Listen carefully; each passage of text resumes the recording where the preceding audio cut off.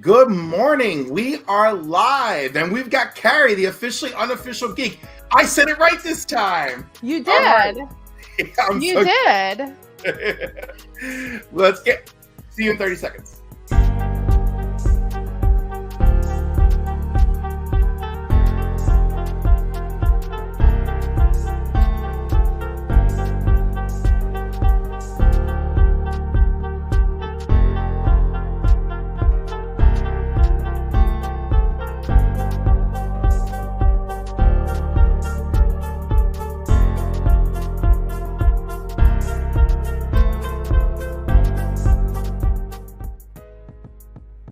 There we go.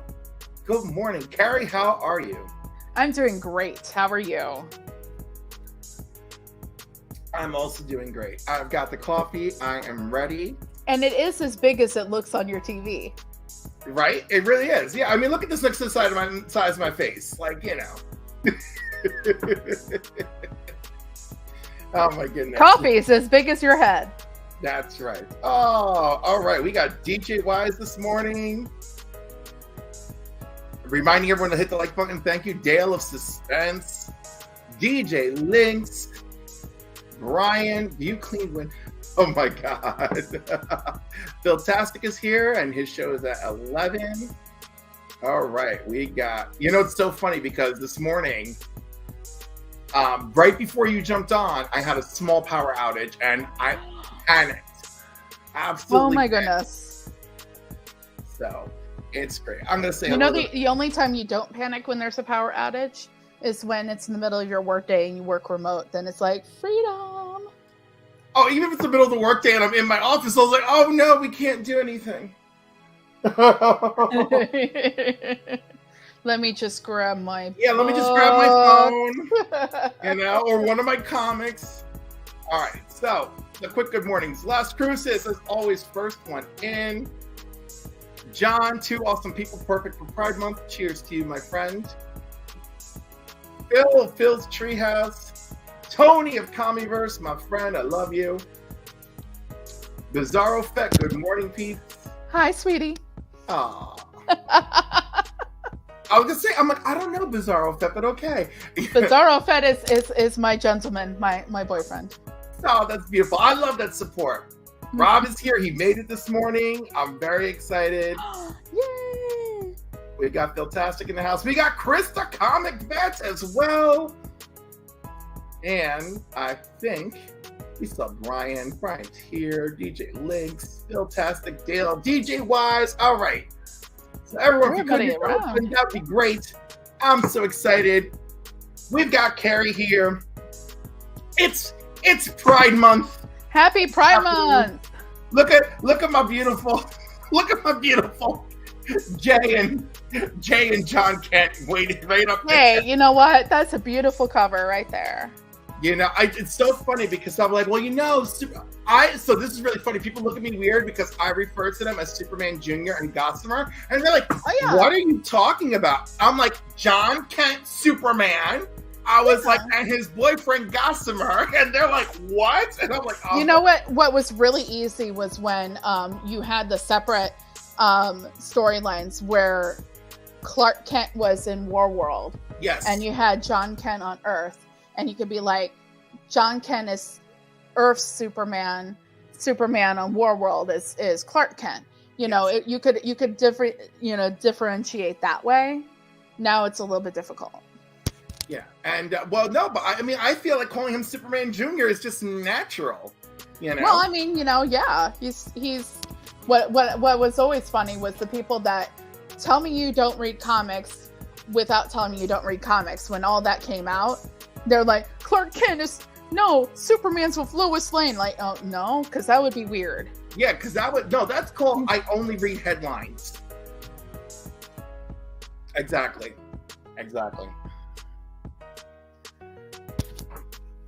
Gotta drink the coffee like you're drinking the tea on that one. We are drinking it. Well, listen, I don't know about you, but there's Bailey's Irish Cream in my coffee. So I am not much of a drinker. If I do drink, I drink wine, and it's usually red wine, and it's few and Well, far between. honestly, I'm a bit of a wine drinker. I lean a little more to the white wines, but when it comes to coffee and coffee with Cliff in the morning, I just feel like I gotta spice it up so that I'm on my game.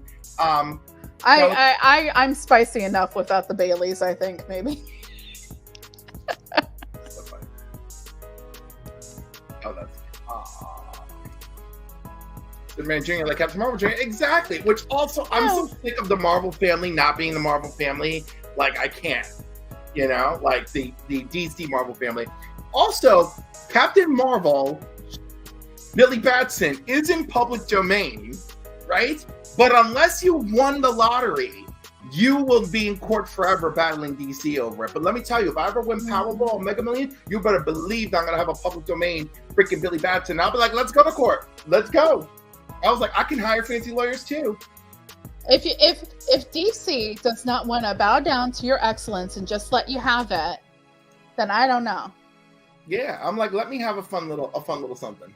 Like yesterday, I had the bright idea, and it's probably not a bright idea. I had the bright idea that I was like, what if we gender swap the entire story of Batman? Like, and then I was just like, I know people are going to be like, there's Batwoman. No, Batwoman was created to be a love interest for Batman because they were all upset that there was that whole, like, Batman's with Robin kind of thing from the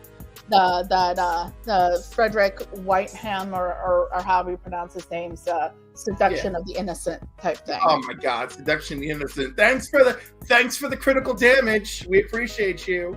Mm-hmm. Oh my goodness. Now, by the way, I think Batman, from just the whole thing gender swap, I think it's absolutely brilliant. I love it. We should work on it. We should call it. But DC needs to hire me to write it. Yeah. No, they won't. That's too progressive for them. But DJ Wise is off to work. I appreciate you. Have a great day. Oh, thank you. There you go. Yay. I was saying, no, we should just do it. Just do our own thing. Yeah.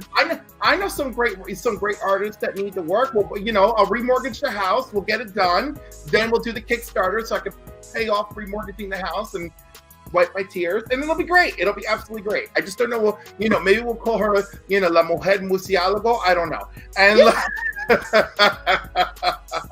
but that said, modern day Kit Kane is super awesome, beautiful, well-told story, awesome lesbian character. And although I prefer her with Renee Montoya, by the way, this whole let's break up Maggie Sawyer's relationship so that we can put these two characters together because Batwoman and The Question can't be together is like, I can't handle it. I can't. Why couldn't they be together? It sounds like a perfect idea. I don't know if it was DC. I don't know if it was the writers. I don't know if they want to reset The Question. I have no idea. All I know is that I thought Maggie and Renee were amazing together, and then all of a sudden it became Maggie and it became Maggie and oh my God, I just said her name, and Kate, and I'm like, I don't know what's happening here. I don't understand this. But let's play my new favorite game while we're at it. Which, by the way, shout out to everything that is my beloved Batwoman, because the fact that West Point is near me, and I've even worked in the premises, so the fact that her character trained at West Point and everything is really great to me. So I was just like, yay, she's incorporated. It's funny because there's so many comic book writers and artists that live in my area in the Hudson Valley. So when I see it referenced in comics, I think it's really funny. But then I'm really upset when the art has nothing to do with the area or the climate. It's like, okay, so why do it that way then? If you're not going to fully immerse everything in it, because come on, guys. but the thing is, you're the writer, right? your artist could be in another country for all you know. And it's got to be fast, right? So there's not a lot of time for reference. Now, what's really cute is Once in a Blue Moon, the artist and the writer are both in upstate New York, and the comic will actually feel like upstate New York for 5 seconds, and it'll just be great, you know? So I have a lovely thing. Cat Fan, happy June, my friend. Good morning. Lorena, yes, Batwoman is such a badass. Yes. Love you some Cat Fan. Look at this morning clip and Carrie. Oh my. Oh, breakfast time. That's good. Yeah, I will keep the swearing to a minimum. You know, you're so cute. I was gonna say this is not a family-friendly show, and I was like, I feel like I warned people enough. I'm gonna have the banner when we start. The banner's like, sorry. An F-bomb might come out of me. That's just me. I'm gonna try not to. Exactly. Yeah. All right. So my new favorite game is called Rate It or Hate It. Okay. Alrighty. So we're starting with this one. Right. So you're gonna choose to rate it on a scale of 1 to 10, right? Or hate it means we're gonna pass on it. Let's go ahead and rate it. All right, rate it. Okay, excellent. So this is the very first DC Pride. Okay, yeah. I think this is from what, 2021? I think so. Yeah. So, it was the first attempt. I actually love the Midnighter and Apollo story in here. I'm giving this one a solid 8 out of 10. Considering the fact that I think it's got not everyone covered, but pretty much everyone. We're missing a couple characters here. I'm gonna give this one an 8 as well. Yeah, I was gonna say we got a good general gambit, so I felt good about that. I love the story of Midnight and Apollo. I love them. I love them so much. I do too. Especially during the War World time period. Oh, that was so where, great. like, no one was keeping Midnighter away from Apollo. That's right. Although I love that Superman was giving them both daddy issues. I was absolutely loving that. But that whole thing where it was like that Midnighter was going to tear the entire world apart to get to Apollo. That was just like. Well, did you read Midnighter and Apollo, the series by Steve Orlando? No, I did not actually. You got to check that out. It's in trade. It's possibly my favorite Steve Orlando story of all time, right? Okay. And at one point, Midnighter literally goes to hell to save Apollo, right? And the gate of hell is a vaginal wall, and the clitoris is a devil's head. Family show, everybody. Oh my god. Now so he has to go where he doesn't want to go. Exactly. I thought that was so funny. But like, if you see the cover, the tone is muted enough to not know. But if you see the pen and pencil ink version, you can tell exactly what the artist was doing. So great. Oh my goodness. Well, I like Steve Orlando. I actually very much liked that first 10 issues, like over the last couple years of Scarlet Witch that he did. And my God, how the community just bashes him.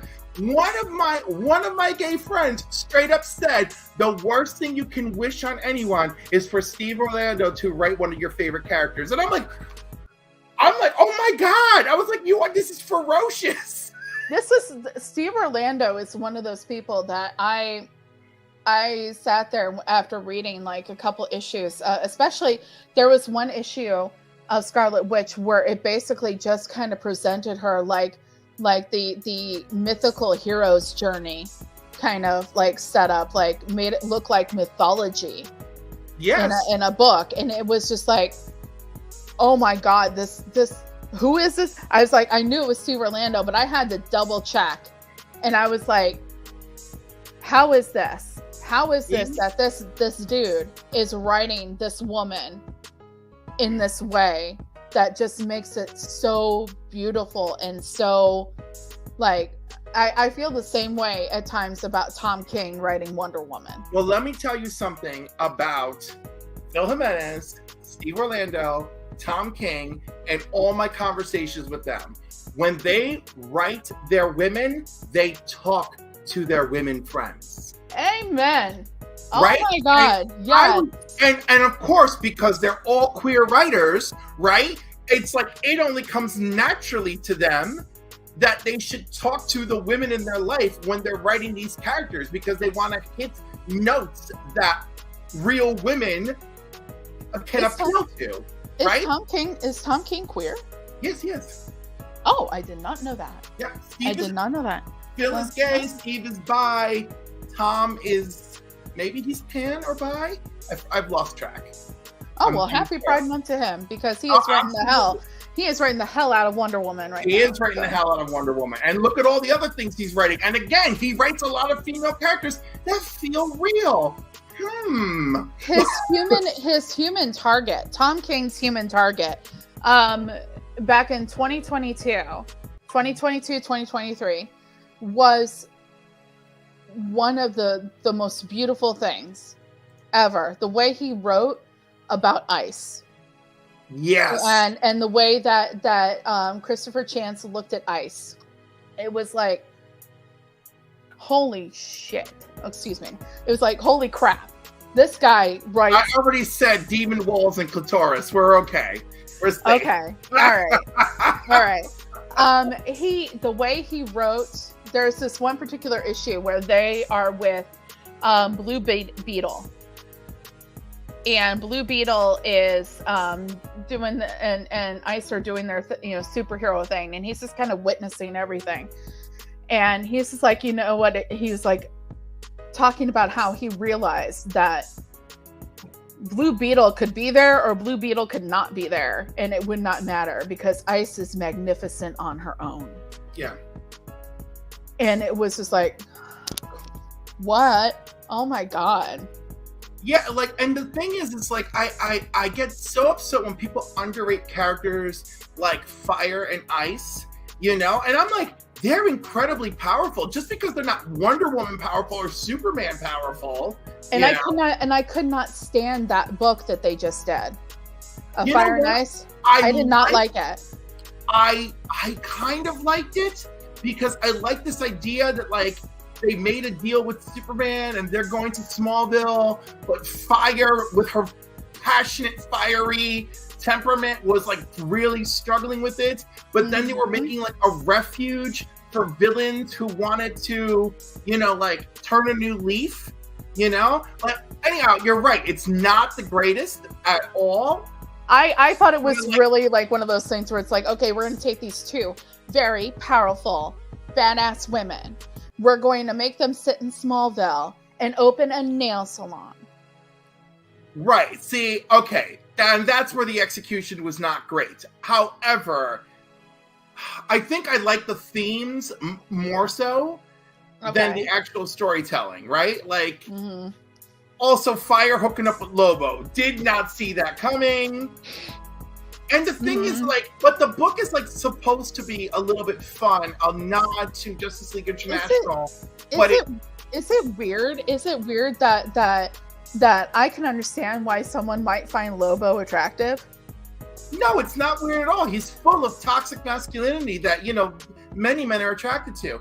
But, like, like, my God, like, if I saw Lobo, I'm like, oh my God, you're so horrible. You're so terrifying. My God. And then, but, like, I'm saying you're horrible and terrifying, I'd be, like, rubbing his chest, be like, is this real? Yeah.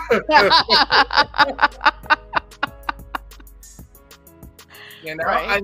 And Lobo would just be like, normally I would kill you, but you're being so complimentary right now.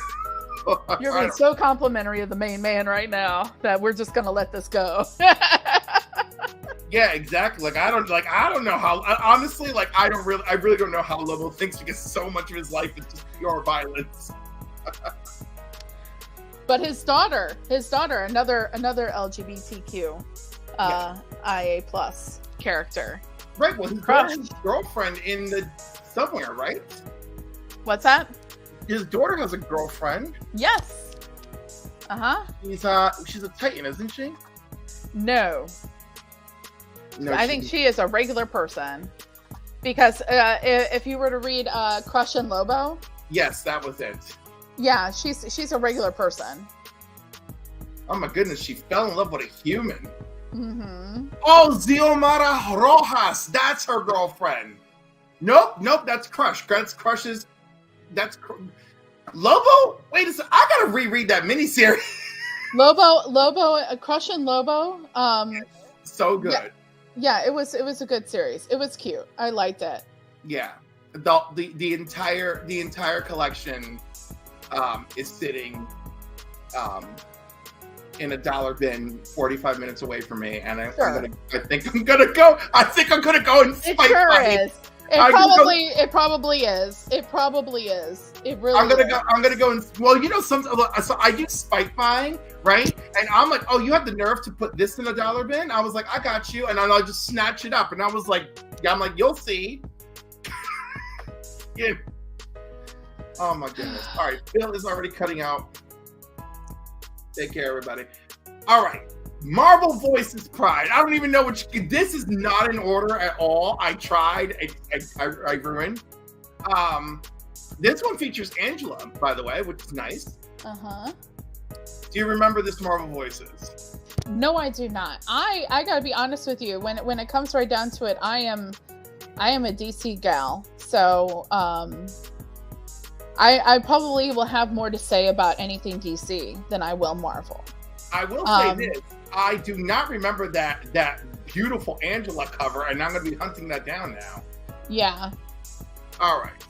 But, that's cute with Wiccan and Hulkling.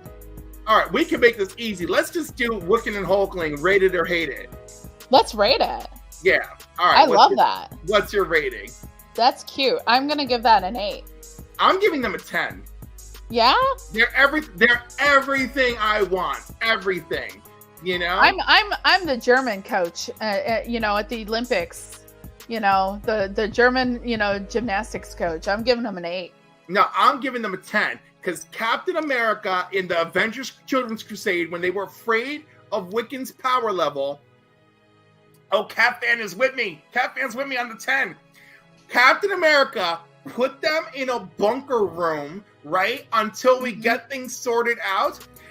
And Wiccan transformed the room, made one king-size bed with mints on the pillow, right? It was like little cot beds. He made one king-size bed with mints on the pillow, and then they kissed. And I was like, that's how you do it. That's how you do it. That's game. That's game. That was game. By the way, I think it was the first time they ever kissed in a comic.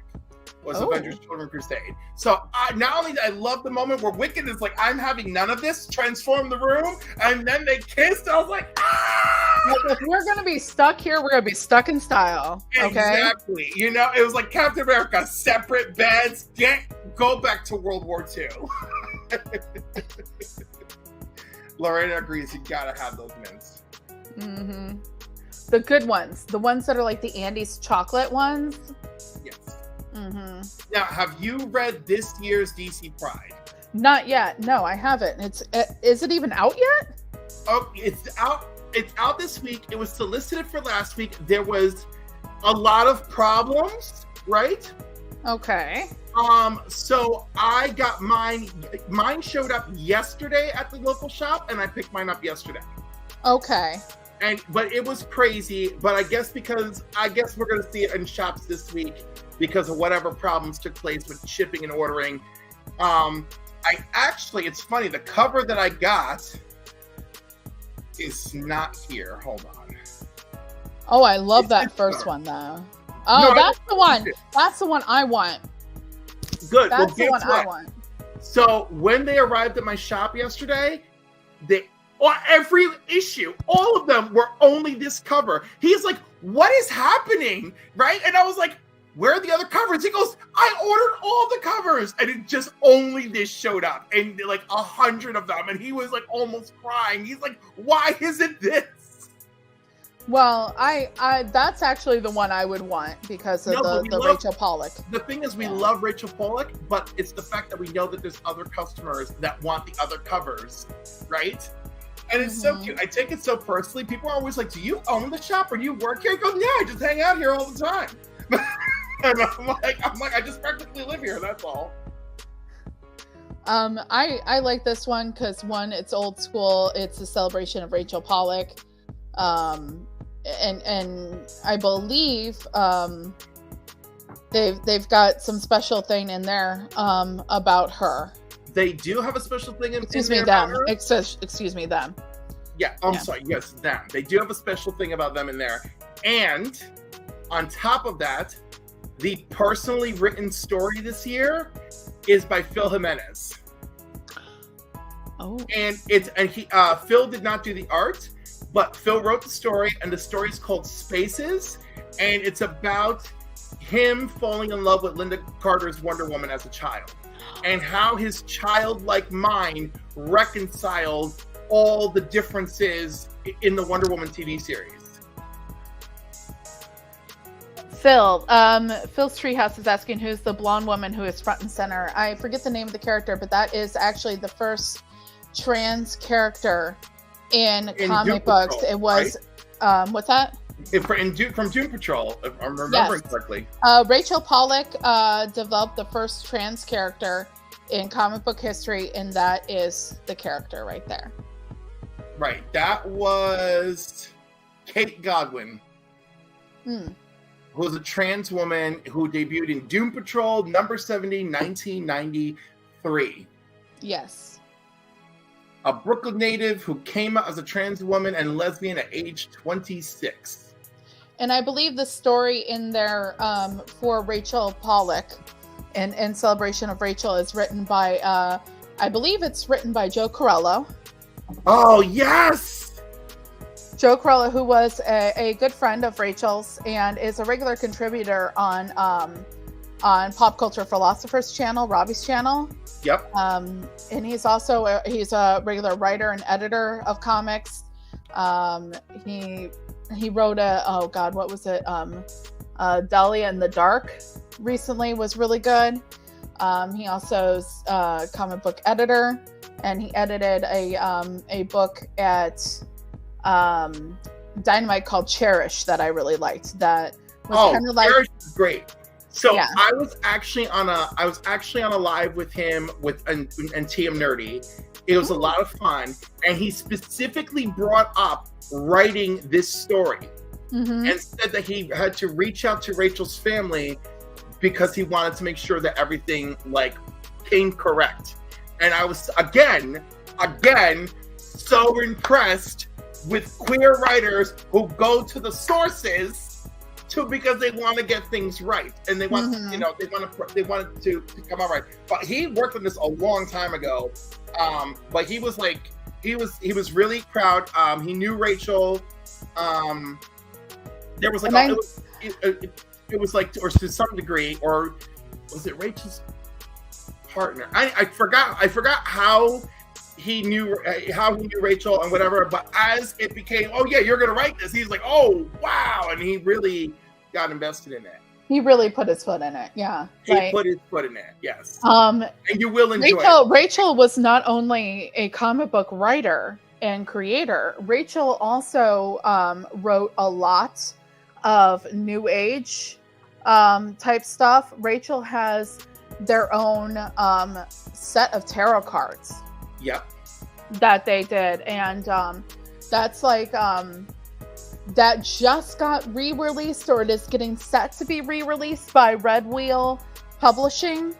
So you can go out, and if you love Rachel's work in the comic book industry and you want to check out their work otherwise, and you don't have some kind of objection to buying tarot cards, they're available. Also, so wait, DC Pride. All right, this one's for June 5th. All right, So this is a separate issue. I have a cover similar to this that I picked up yesterday, but it's not this. I'm so confused. They look very similar, some of them. So, but this issue does reprint Doom Patrol number 70. Oh, okay. And issue 1 of Vertical Visions, yes, is also reprinted. That's also, yeah, that is a special Rachel Pollack thing. And then Shining Through the Wreckage, featuring the Doom Patrol character Coagula, is written by Joe Corallo. Oh, okay, yes. But he did write something about Rachel Pollack as well. Now I know that it was either last Pride. I think it was last Pride. He wrote something in the Pride issue about her, but it wasn't a comic. It wasn't a comic story. It was just like a little like remembrance of them. Right, but I know there's a few things he had to work on that had to do with Rachel Pollack. Mm-hmm. This is terrible. And, I read things too fast sometimes, and it's not great. But Rachel taught up here in Rhinebeck, which is 25 minutes from me, and actually even closer to where I work. And oh my God, it's so funny. And it was all about psychic intuition and tarot card reading. Mm-hmm. I should have come with more coffee power in the morning. All right. So based on the cover alone, I'm just gonna give this a 10. I love this 10. Colaglia, gotta love it. 10. Did you read this DC Pride retrospective?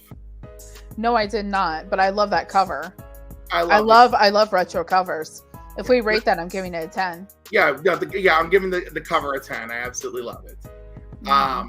The inside was like key issues of each of them, like the Pied Piper coming out,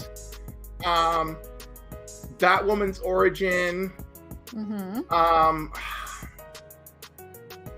Supergirl's roommate from the Steve Orlando run, and then the very end of it was a preview of the Alan Scott miniseries. I love the Alan Scott miniseries, by the way. I do too. Alan Scott's creator's son and co-creator's granddaughter are not thrilled with the changes to Alan Scott, and both are certain that their father and grandfather are rolling over in their grave.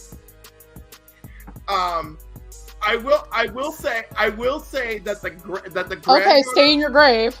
Yeah, no, I will say the granddaughter is pro like all new characters, right? But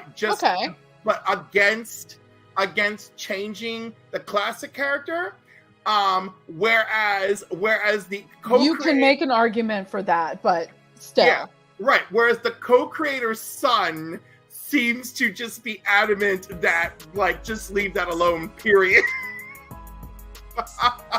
So let me tell you something about growing up in a small town surrounded by corn or soybeans, depending on what year it is. Okay. A lot of people will go through a great portion of their lives, not realizing they're gay. Yep. And it takes getting out of that environment to be like, yeah, I'm gay, lesbian, bi, whatever. And the a lot of the argument that came up about, like, especially about Alan Scott, was, he was never gay before. Well, yeah, okay, fine. He didn't realize he was gay. Sometimes it happens later in life. Absolutely. Because you have to have the freedom to find. You have to have the freedom in wherever you are to find that about yourself. Sometimes it doesn't come as easily for other people as some people. And again, Tim Sheridan, I feel, really did the research for this character, but you can't please everybody. But you know what? I loved it, and that's what really matters. All right. I loved it as well. We're at the 2022 DC Pride special. Oh yes. I like this because we've got John and we've got Tim. Yes. Now we got John and we got Tim. My favorite story from this one happened to be the Far Sector. Okay. But my complaint, and this is my favorite cover too, my complaint about that year's Pride special, which is actually a complaint I regularly have about the Pride special, is there's not much conflict, right? It's almost always too conversational, you know? This one, is this the same one with the John Kent story where Damien is joining John for Pride? Yes, and he's like, let's get ready to. He goes, no. He's like, no, it's not that way anymore. Riot, and he's like, Pride is no longer a riot. Yeah, but what I loved was that Damien was like, I'm his best friend. I am going to be ready, and I'm going to be ready for anything, because like I love that. I love that it made that little callback to be like Stonewall, the first Pride was a riot. Yes, it did, which is important because it really was. That was 6 nights. Mm-hmm. You know, and like it's so funny because, like, first of all, trying to find people who are alive and then their varied perspectives is a lot. You know, mm-hmm. I am happy that people like Martha Washington, like a lot of what they had to say was dictated. Like Martha Washington's like, I didn't throw a brick, but everyone says that I did, and so of course I took a brick with me to every Pride parade because this is what the people wanted. That's what the people want to see. And I was like, that's hilarious. Now, there is 2 interpretations where other transvestites, transsexuals, prostitutes who were present in the bar, right, were like, no, she threw her shot glass. She started yelling and fighting. And I was like, oh, I like this version. I'm willing to accept that. Yeah. I'm willing to accept it too. What I loved about that was that story. That was my favorite one, where Damien is showing up and he is ready to be whatever kind of ally John needs him to be. Yes. Whether it's you know, just to hang out, or you know, he comes ready for the fight. Like he's very aware of what everything's like, and he's very aware of the history, and nobody is going to mess with his friend John. All right, you've convinced me. I'm giving it an 8. I give it a 9. I love the. Ooh, I love 9 just for that story. I really loved that story because as somebody that's an ally that always comes ready for the fight, if it has to happen, I love that. Damien is not my favorite Robin, but he's up there. Yeah, I do. Well, I enjoy his relationship with John. No, with John, absolutely. I love the friendship, but I also enjoy his relationship with Dick Grayson. Oh, yes. That said, maybe I will upgrade this to a 9, because not only do I like the Far Sector story, and even though it lacked action, I like the Tim Drake story where Green Arrow's son, Connor comes to him. And he's like, Connor, where have you been and why didn't you reach out to me? And he's like, well, it was really hard for me. And he was like, but if anyone was going to understand, it would have been me. You know, like why would you have hidden from me? So like, I love that they had this tit for tat. And he was like, well, Tim, you also weren't available. You were like missing in time and space for a hot minute. Like, so I enjoyed all of that. All right, that was our opening Pride Month. Rate it or hate it. We did a whole lot of rating. I love it. All right, Carrie, I gave you the mission to bring 5 comics with you this morning. You did. It's really funny because you messaged me and you gave me examples. Yes. And it was really funny because I was still kind of on the fence about what I was going to do, my theme. But it's really funny because like the first one you mentioned, I think it was the first one you mentioned, like I was kind of leaning towards it because I have this goal in the community become synonymous with one character. Ooh. For knowledge, just overall, and just I want to be like she's the person you go to for this character and to talk about this character. And then I made a purchase on Thursday that solidified this. So the theme of my 5 issues is Harley Quinn through the years. Ooh. Different years, different universes, Harley Quinn, which is the first suggestion, like as an example that you gave me, which I was like, he doesn't even know. He doesn't even know that that's what I'm going to do. Like Harley Quinn, you have Carrie Quinn, the OUG, on to talk Harley Quinn. If you don't have a plan otherwise, that's what I want people to know. All right, so I don't know if I should admit this to you, but that list of suggestions, right?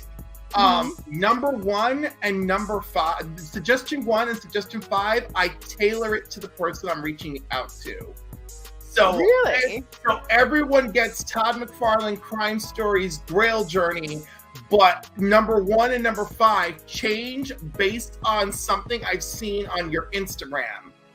You know? So number 1 was Harley Quinn. And number 5 was Gail Simone.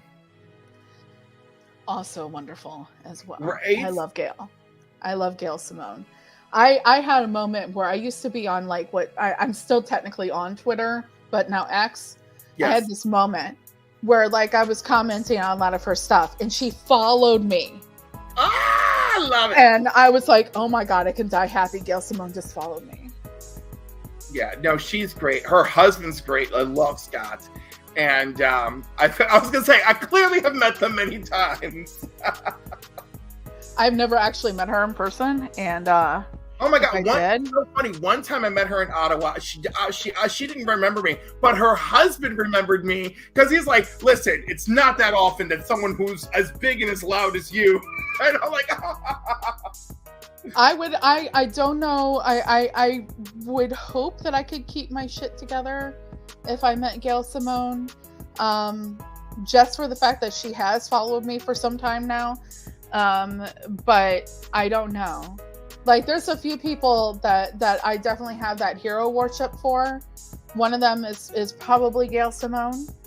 One of them is probably Paul Dini. Oh yeah. Oh, you know. Yeah. I love Paul Dini. It's Bruce Timm, who I love, but have a little problematic issue with. Yeah, he's gonna get brought up today. Yeah. Ooh. But like just based on what I bought on Thursday, but I really oh God, like I don't know if you're into like punk music at all, but Kathleen Hanna. If I ever met her, I don't know if I'd be able to speak. She's the lead singer of Bikini Kill. I have a love and affection for the work of Sean Gordon Murphy. Oh, he's a nice guy. Oh my God. If I met him, I don't know if I keep it together. You'll keep I'd it be together. like, fine. And like, actually, you know what? I say that because I can keep it together around him. I don't know. I don't know if maybe I could keep it together around him. I don't know. Mostly because of, what I'm about to tell you guys about. Another person, like, I really enjoyed, yeah, you know what? Sean Gordon Murphy is really up there. Jim Lee, I would freak out. Because Jim Lee's cool. The first time I met him, I was mildly freaked out and then horribly embarrassed. Because after I told him how I loved his work and I brought his first issue of X-Men, of Uncanny X-Men, he then gave me a pile of Wildcats comics, right? And I was like, I cannot accept this from you. And he's like, what? I said, I love your work, but I am not a big follower of Wildcats. I'm like, this should go to someone who deserves it. It was horrible. This is like 2004.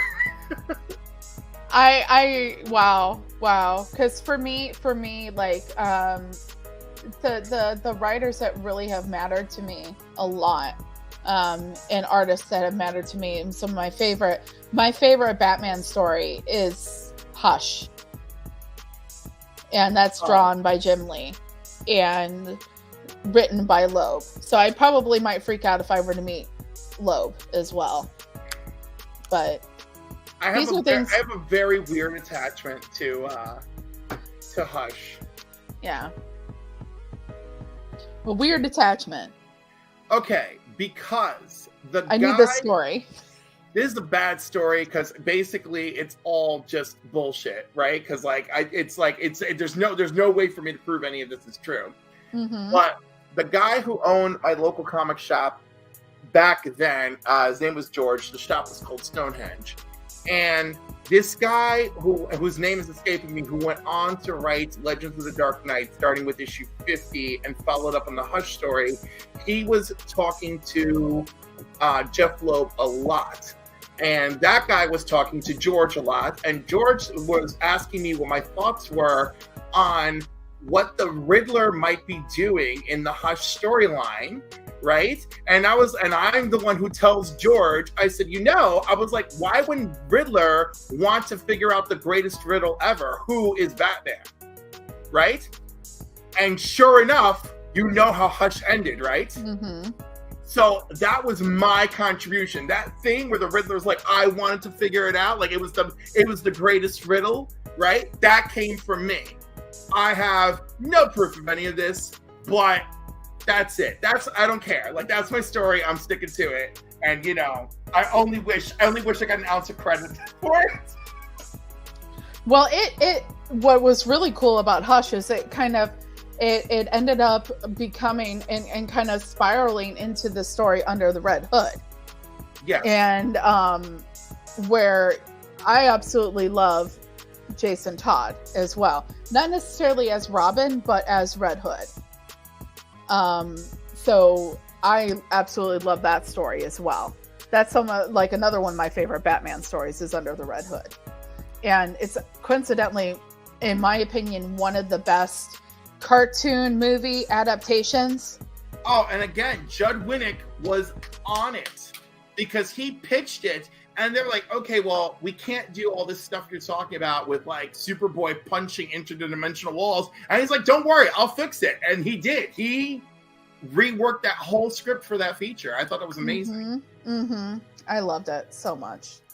But okay, so 5 comics, 5 different takes.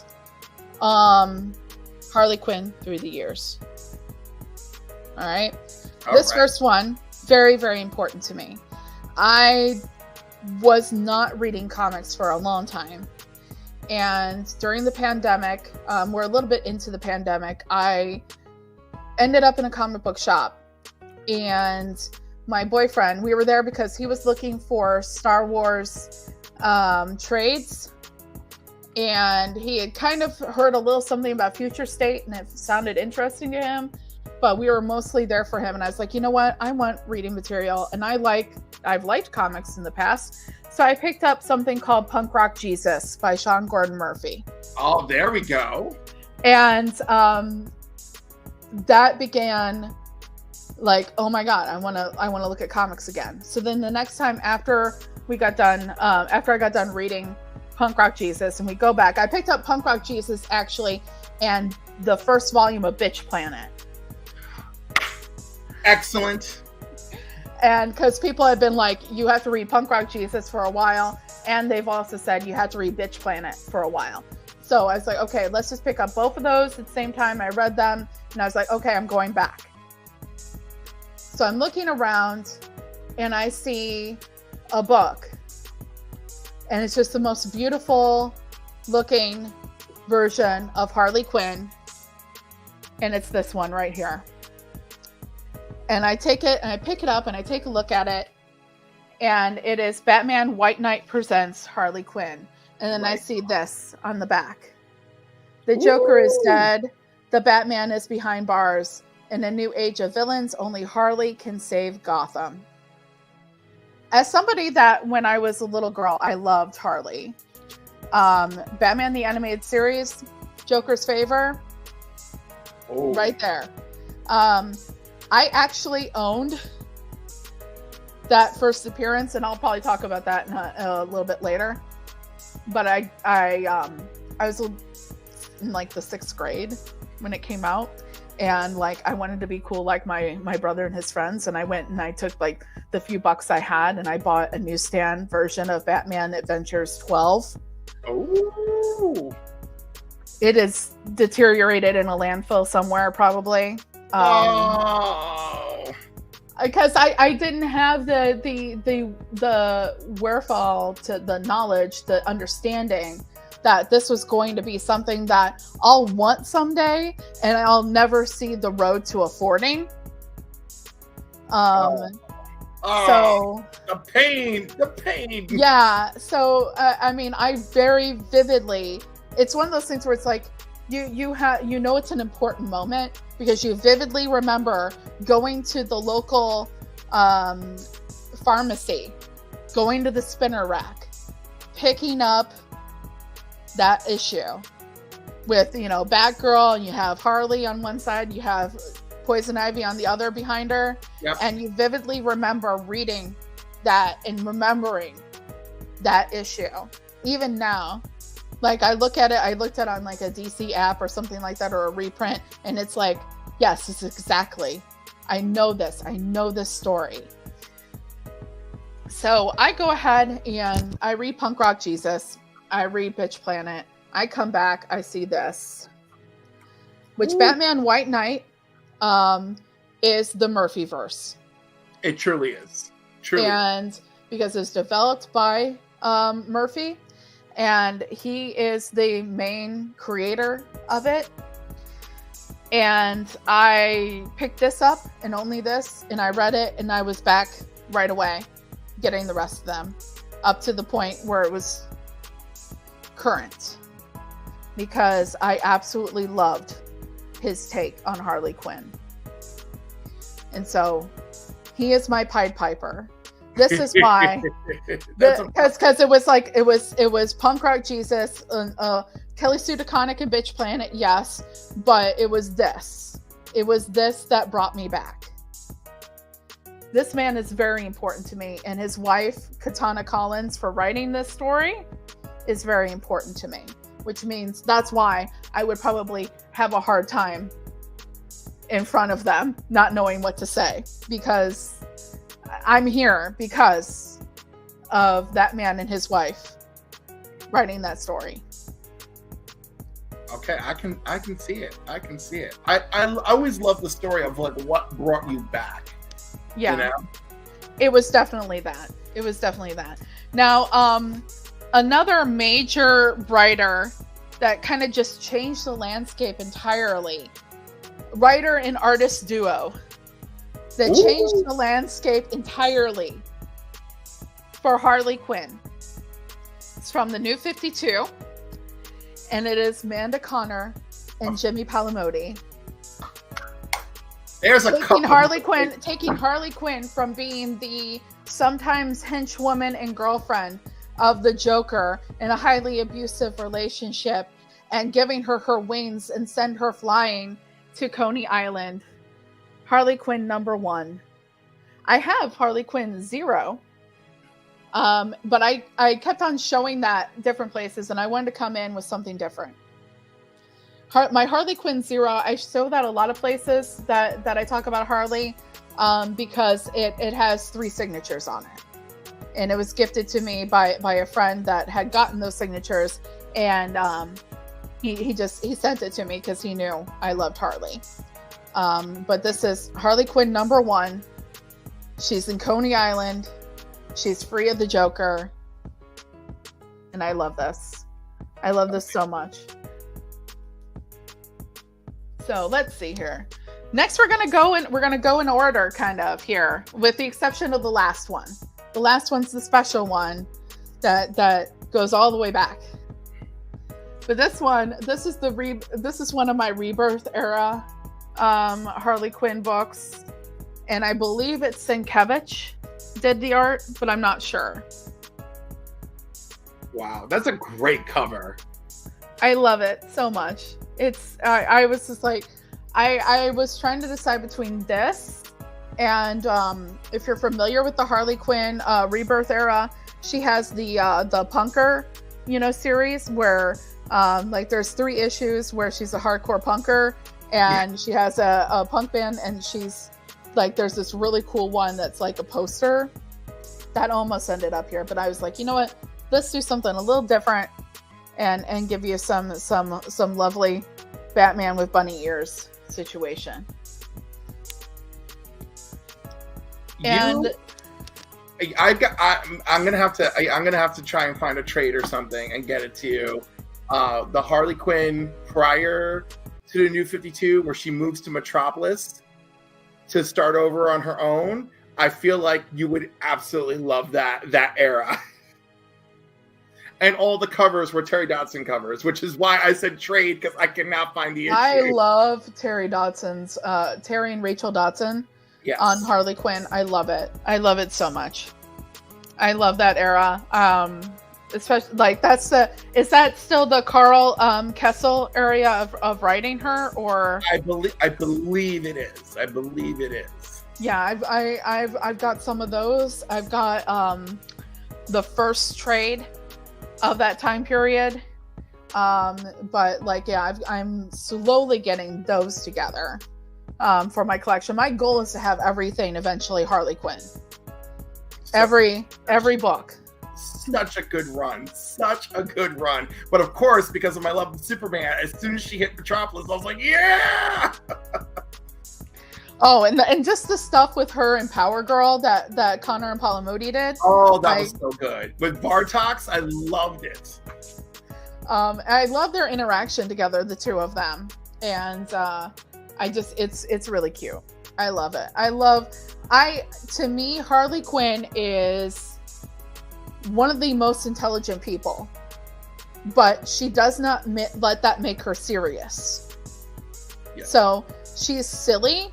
And she's chaotic, but she's smart as hell, and that's something that even Batman realizes. And Batman has made comment about, like, she's one of the smartest people. So the Harley Quinn series that I'm talking about from early 2000s, right? Mm-hmm. It starts off by Carl Kessler. Issue 26, the writing goes over to Andy Lieberman. Andy Lieberman is the writer who I am talking about. Okay. Who went on to Batman Gotham Knights issue number 50 to continue the Hush storyline. Okay. And that is my connection to the original Hush story. But it's so funny. I'm thinking it now. I'm looking at Harley Quinn because we're talking about it. I'm like, oh, it's him. Yes. No, that is actually, I'd be very interested in reading more about that. Like, I do have an Ollie's in my area, and there's a lot of stuff that I've gotten from Ollie's. Ollie's is absolutely wonderful resource to get books. My Ollie's is in a mega strip mall across from a small strip mall, and the small strip mall has Five Below. But only Ollie's carries comics. Five Below carries literally every product except for the comic book packs. My Five Below that I went to last night doesn't have a lot of comics. They'll have like toys and like stickers and that kind of thing. Yep. The Batman poster behind me, I got from Five Below last night, actually. And then also my King Kong, that was from Five Below as well. Excellent. So, yeah, I'm a Kong girl. So, I know most people are like, no, Godzilla. No, I'm a King Kong. Listen, you know damn well that Mark from Legion of Comics is right there with you on Kong. I believe so. I believe he is. He is. He is. If I remember correctly, yeah. Mm-hmm. Yeah, Kong is his, Godzilla is his son's. Oh. See, my boyfriend, I think he would say that Godzilla is his favorite out of the two. So, yeah, got that kind of dynamic going in my household as well. Yeah, I'm not partial. Just, either A, give me a great fight, or B, give me a great movie. So great fight, Godzilla versus Kong. Great movie, Godzilla -1. Mm-hmm. I have to see that one still. Unfortunately, I'm behind. Oh, it's gonna be streaming on Netflix, Godzilla -1. You have got. I heard that. I heard that this morning, actually. But you and your partner just cut off a whole evening or morning, whatever time of day you need to shut it down, shut it all down, and just watch that movie. I think he would be supportive of that statement. I think he is watching wherever he is, and he is like, yes, hell yes. Yes, you need to watch, have everything next to you, have all the snacks, right? Mm-hmm. If there's one, time your bathroom breaks accordingly. There will be crying for at least one of you. I love that movie. It's probably me. I'm the crier. I cry at everything. So he may cry too, but yes. He selective things. It sometimes happens with him. Like when he saw Princess Leia in The Last Jedi. Yeah, that was a moment for him. Princess Leia, and just basically anything Last Jedi on. That was a big moment for him. That there were tears involving that. Just a little bit of tears involving Princess Leia. Listen, I was right there too, because that hit me real hard. And you know, like, and there's like these this stuff coming out, like the for some reason James Blunt has decided he wants to talk about Carrie Fisher. This happened like this. What? And he lived with her, and why he's talking about her is because his memoir just came out, and living with her and knowing her is part of the matter. I guess I feel mixed feelings. It's like, well, why are you talking about this now? But then it's like, oh, well, you released a memoir, so of course. Well, you released a memoir, and do you know that Billy Lord has not forgiven him? Really? For releasing the memoir? No. A lot of people blame him. For the night before she died, she was visiting him, and they did drugs together. Oh. And she gets on a plane, and then it's over. And so apparently there were a lot of people in her life when they found out that she when she had to come back and play Princess Leia. Yes. There was a lot of pressure on her. It didn't do very well for her addiction issues and that kind of thing. And she ended up relapsing. And when a lot of people were like, no, Carrie, you have to stop. You can't do this. You can't do this. You're going to ruin yourself. You're going to kill yourself. A lot of people were like that. And James Blunt was like, oh, I'm just going to do drugs with her, and then maybe someday, like, I can help her get clean. No, motherfucker. You get her clean now. We'd still have Princess Leia. Well, that is not how I read the description this morning. So yeah, he decided he made some statement recently in an interview where, and I don't know if this made it into the book, but he made a statement recently where he was like, yeah, Billy Lord still, hasn't forgiven me for this. Well, and he was barred from the funeral. Okay. Where he was like, I took everyone else was like, trying to convince her not to do it anymore, to get clean again. And I'm sitting there and I took a different approach. I just went ahead and I did drugs with her, hoping someday I might help her get clean. No. Like, are you serious? No wonder she barred you from the funeral. No wonder she doesn't talk to you. Yeah. You're the reason her mother is dead, and probably, quite simply, the reason her grandmother died before her time. Because Carrie died, and all that Debbie Reynolds would sit there and say is that, I wish Carrie was here. And then a couple days later, Debbie Reynolds was gone. Until the moment she died. And it's so weird because that came from Carrie Fisher's brother, and I guess Carrie Fisher's brother and Billy Lord aren't connecting either, So I'm like, well, I guess they can agree on how Debbie passed away. At least that's clear. They can be like, she died missing Carrie. That's it. Yeah, the thing is like, the Joe 47771 is like, Carrie was a party girl. Yeah, sure, she was a party girl, but sometimes the party goes a little too far. and Absolutely. and for Carrie it had, and it was going too far again, obviously. When they mentioned the drugs they found in her system, I was so devastated, you know? And But that's what the thing is like for it was there was a devastation, and there was also like a, you know, everyone sitting around surprised, and I was not surprised. Yeah. I was not surprised at all. Addiction is something that is a day-to-day thing. It is, when they say it's you know, day to day, one day at a time, they mean it. I don't even know. I hate talking about it because this lines up with my work, but I almost issue it as a warning. If people are going to have a relapse, they should never go back to what they were doing, the level of drugs they were doing at the time they gave it up. And that's how most of these people die. If they're that's like, how Amy Winehouse died. Exactly. I used to do X amount, I'm ordering X amount, and then that's an overdose because your body has gone back to normal, right? And it can't handle what you were doing when you were at your peak drug use. And just, it's devastating. Amy Winehouse died that way. That actor who played Capote, he died that way. Yes. Phil, what was his name? Oh my God. I'm blanking. But yeah, I know what you're talking about. Philip Seymour Hoffman. Thank you. Yes. Oh my God. That guy is missed. I can, people still talk about him like they talk about Carrie Fisher. And it's, anyhow, it's devastating.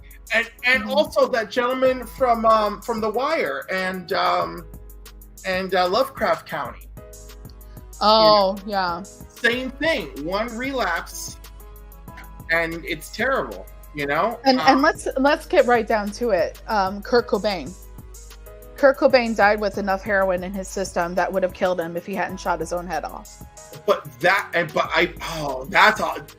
That's a much more. That's a bigger deal. Yeah, that's a much bigger because Kurt Cobain was in detox. He was in rehab. Okay, so he had, for someone that was a regular user, he was not at all. And then he jumps the wall at rehab, leaves, goes on the lam, basically, like nobody knows where the heck he is, and then turns up and all that had happened.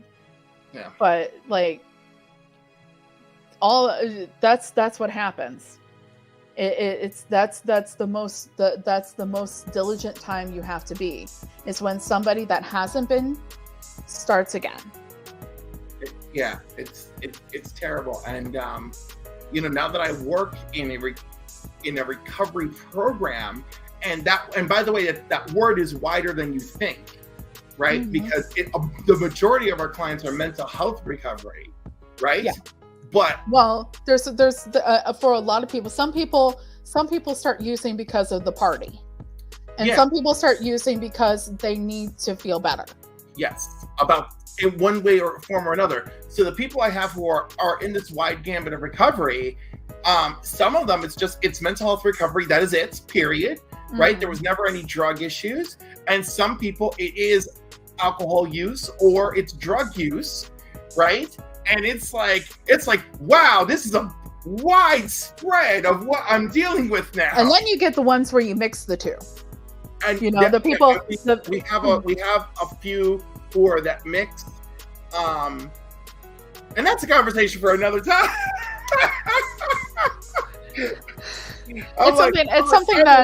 It's something that I feel very, very, very strongly about, and everything. Yeah. I on my TikTok yesterday, I did multiple Happy Fridays that were a little bit somber. One of them, the first one was like about men's health. I'm like, you got to do it. It's like, please. I was like, please take care of yourselves, but bare minimum, find a physician you like, go twice a year just to make sure your heart's okay. You know.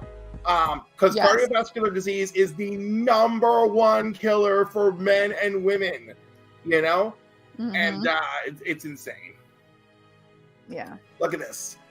He knows. Dual diagnosis, whole other subject, very much. Joe needs some... Oh, Cliff therapy. Well, you know what? I'm only an armchair therapist. I am not a professional. This is not great.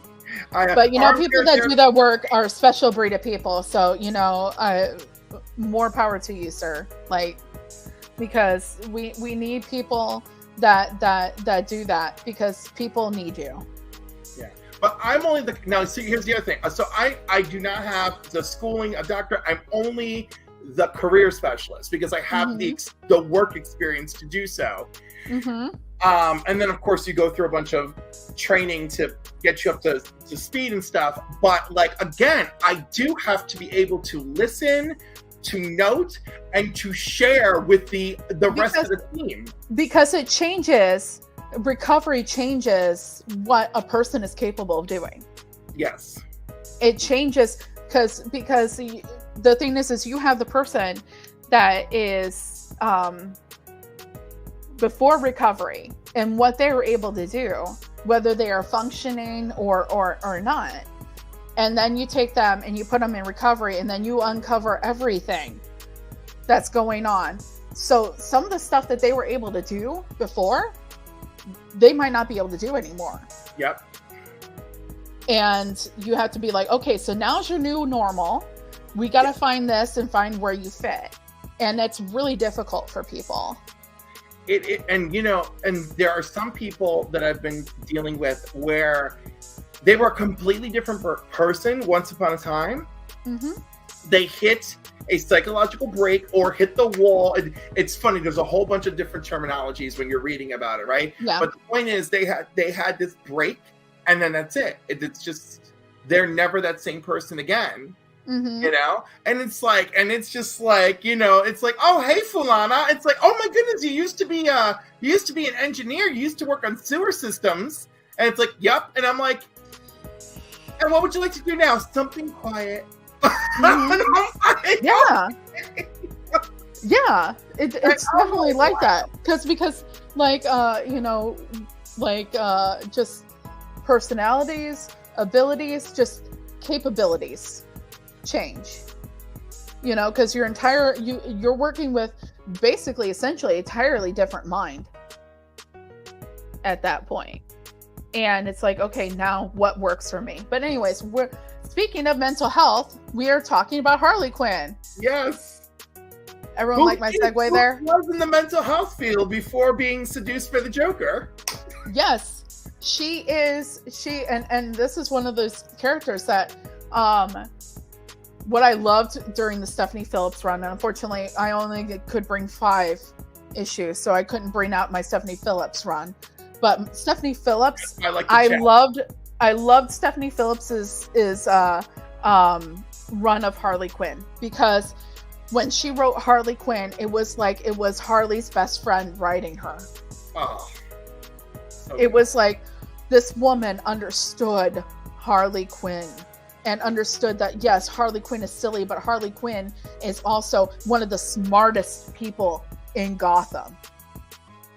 One of the most intelligent badasses there is. Okay?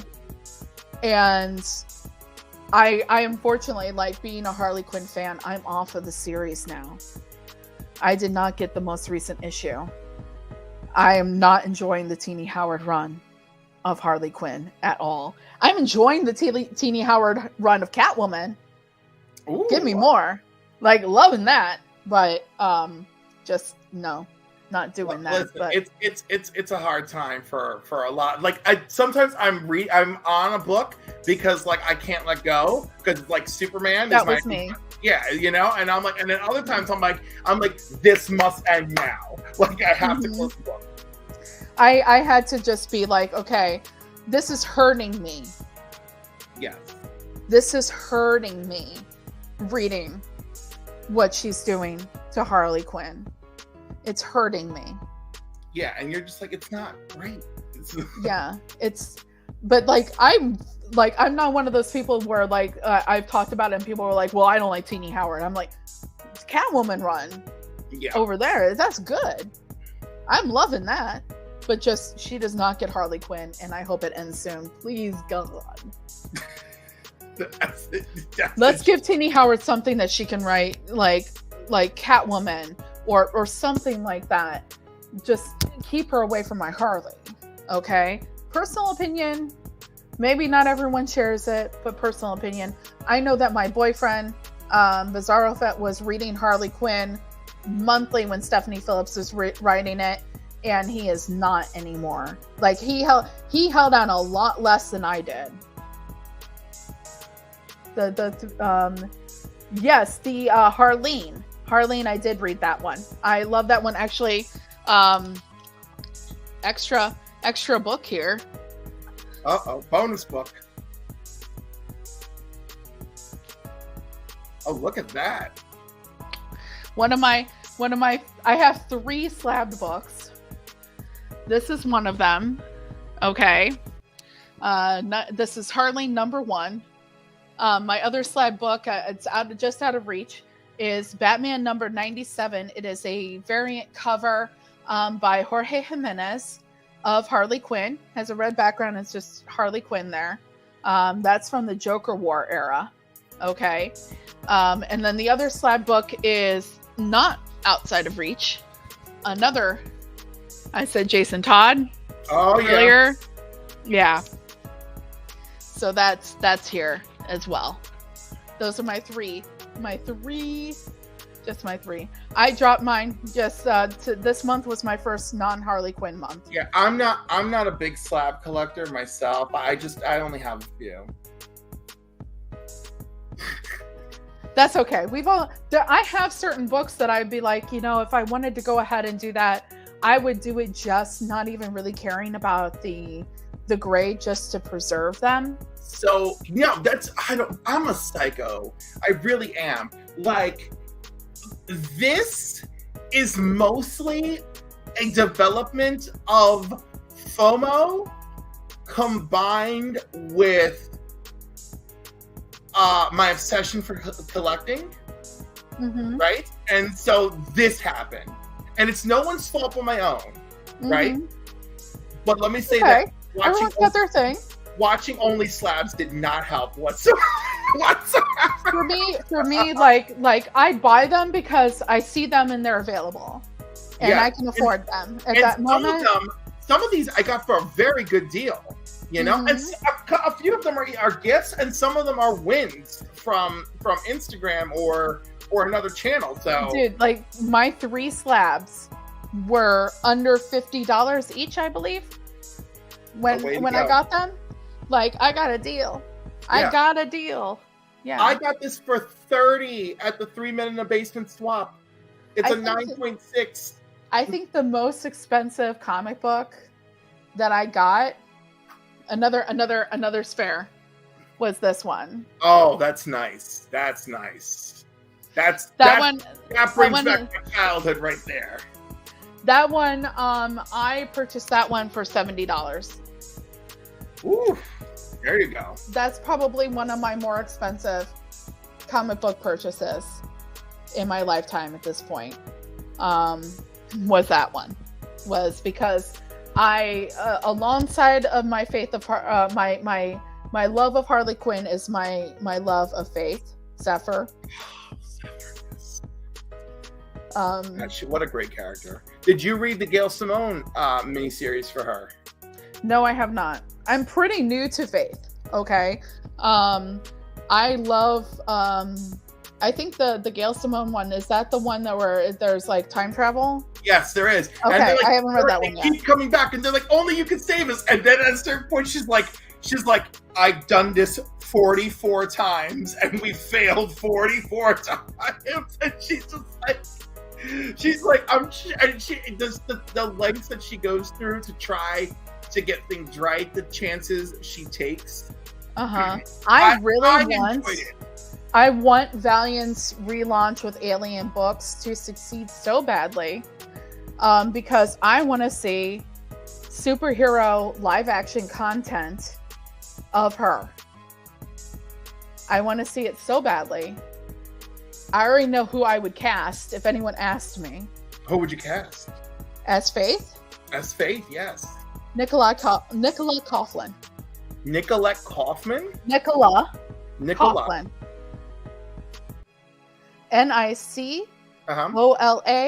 Coughlan. Oh, look! Oh, Bridgerton girl! Oh! Oh, I want her too! Oh, I can't unsee this! Oh my god! By the way, I have crapped all over Bridgerton. I don't watch it, and when I do watch it, it's on mute for the sexy men, and then I just keep on passing. Oh no, I love Bridgerton. No, but when I saw the promo for her season, I have watched, I don't give a crap about anyone. I have watched her story. Those 4 episodes, I'm like, girl! Oh my god. It's just, I'm in the middle of my 3rd rewatch. I'm in the middle of my 3rd rewatch of that one. Oh, I'm on my 2nd rewatch. So and love her. So I would recommend that if you do like her season, go back and watch that first season, at least that first season, and go back and watch the Queen Charlotte miniseries, that little offshoot. It's very good. The Queen Charlotte. I don't know if I'm gonna be down for this, but we'll see. But like if you're looking for just these like absolute like tornadoes of leading men, that season 1 of Bridgerton and Queen Charlotte. Oh, well, that's why. But like I said, the tornadoes of leading men, but that's why I watch it on mute. And this season, when Homeboy took his shirt off and they're like, how did you get so sturdy? I was like, oh my. I would like some proportion. I will watch an entire season of a series set in any time or space location. If it's just about a young man getting sturdy, I will be very happy with that.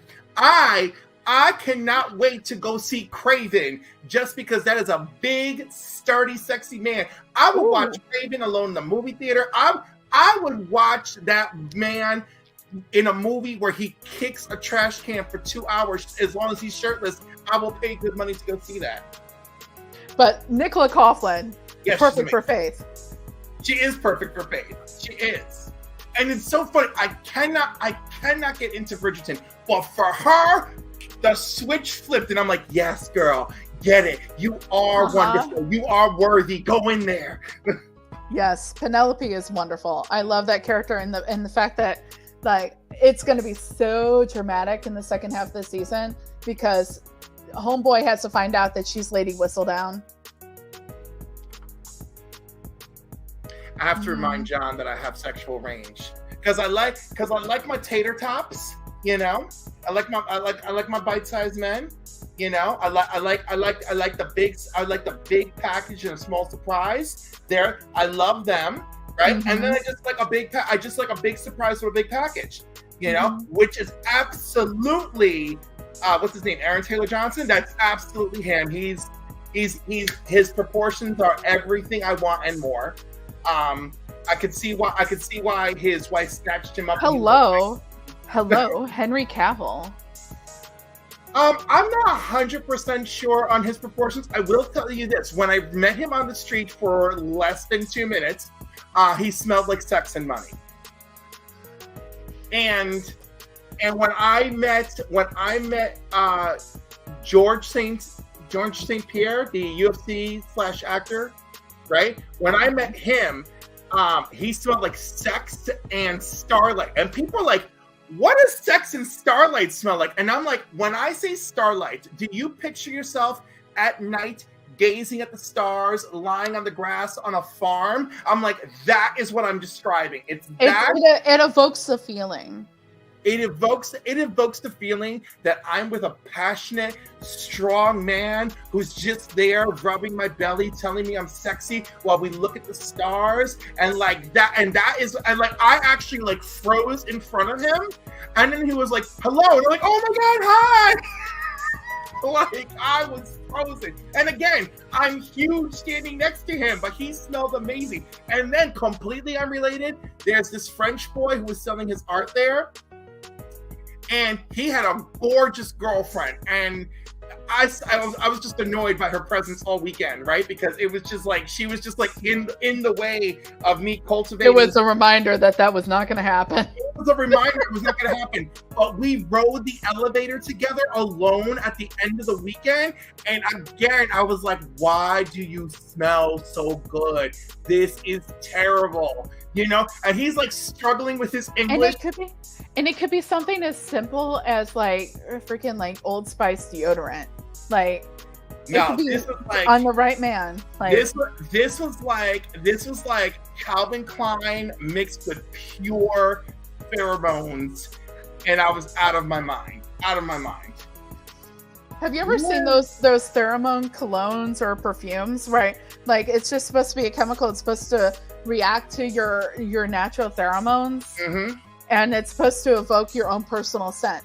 I just find it weird that anytime I use that, anytime I've used it in the past, anytime I've tried it, and I've tried it various time periods in my life, for some reason it makes me smell like freaking bubble gum. That's okay. You know, I don't know why. There is one that my ex used that I loved. That was from Italy, and my brother's very bougie, so coincidentally my brother had used it prior, and when my brother wore it, it made me absolutely nauseous, you know, and I would just be like, "Oh my god, what are you wearing? It smells like rotting plums. Like, I just can't," right?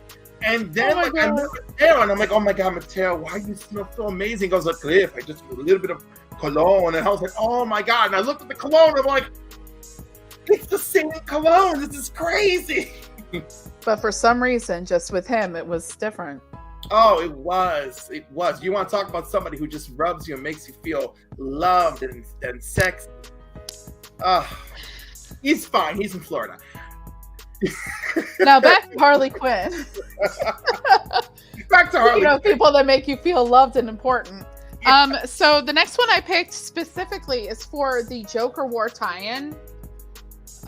This one right here, Harley Quinn number 75. It was when they were doing a little cut of her storyline, and this was Humphreys and Basri. Rossmo did the backups art on the story, and just so many different people contributing to this one. But there's a backup story, and this art is done by the cover art is done by March. And I just love it. She's being carried, and it's so cute. The book gets picked because of the backup story. The backup story is the winner. The backup story is the winner, and let me tell you why. Did you ever read the Joker War saga? It's not for me. It's not for me. All right. So, in this backup story, this is the second meeting of Harley Quinn and Punchline. Oh. And it just shows like, man, I love my girl Harley, but Punchline kicks her ass a second time. Okay? And in this process, Punchline kind of gets a cut to her throat. Okay? But not bad enough that Harley's going to bleed out. But bad enough that Harley needs stitches. Harley goes home, does her own goddamn stitches. Because she's a boss. And she's like, you gotta try a lot harder to get me. And it was just like, yes, right there, love her continuously. I love how their first encounter, she's like, you have to stop this. Like, don't you see, I was you. No, that's what happens. There's a story right before that leads up to the Joker War. It's by Tinian as well, and it's called Their Dark Designs. That is the intro, the first appearance of Punchline. And there's this moment where Harley Quinn comes back to Gotham. Her goal is to kill the Joker. Okay? That's her goal. She's come back to Gotham. That's her, this is why I'm here, folks. Okay? So she shows up in a a graveyard where Catwoman's getting attacked, and she helps Catwoman and lets Catwoman know what she's up to. So she's hanging with Catwoman. Harley is. They go someplace, and they run into Punchline. Oof. And they get introduced to Punchline, and Punchline gets both of them. Oh man, like, not only does Harley get, beat the crap out of her, Catwoman also gets shot in the process of this. Okay, it's savage. Okay, and before they fight, when Punchline is like, well, I'm, the Joker's girl now, and Harley's like, oh, wow. Someday, sweetie, I hope we can sit over a drink and laugh about this. But right, and just get right now, we're going to have to fight. So yeah, she totally does that whole like, oh, you don't know this man. Yeah. No, I vaguely recall that. And basically Punchline doing the whole I'm better than you thing. And I'm like, oh no. And Harley just really does not see it coming this first and second time. She's not ready, and this second time in this backup story where she stitches her own I mean this, she stitches her own fucking neck. Amazing. And she's like, you're gonna have to try a lot harder to get me. And I love that it speaks to the resilience of this character, of this person, that Joker's gonna have to try a lot harder to get at her. Anyone that wants to hurt her is gonna have to try a lot fucking harder to get to her. Because she is Harley Quinn. And I love the character for that reason. This whole idea that she has gone from being Joker's henchman and abused girlfriend to being who she is. And it's amazing to me that she has come back from all of that and is the character that she is. The resilience, the strength, and all that. And that's why I love her so much, even now. But I have one more book to show you. Oh. I had mentioned earlier how I, at one time when I was a little girl, owned the first appearance in print of Harley Quinn, which is Batman Adventures 12. Obviously, everyone knows that. I could not afford that thing. I look regularly just in case there's like a cheap copy out there of it. 5.5 hanging out there. Like just somewhere. I think that this is going to be like somebody, I'm going to have to inherit some money to see that book in my possession ever again. For more than just like, here, would you like to look at it? And then they take it back from me. Listen, it's June now. Start pre-gaming your tax season, Carrie. Pre-game the hell out of it. I've got a car that's got some issues going on right now. That ain't gonna happen. Is that car related directly to your work? Because that's what a Schedule C is for, girl. Get in there.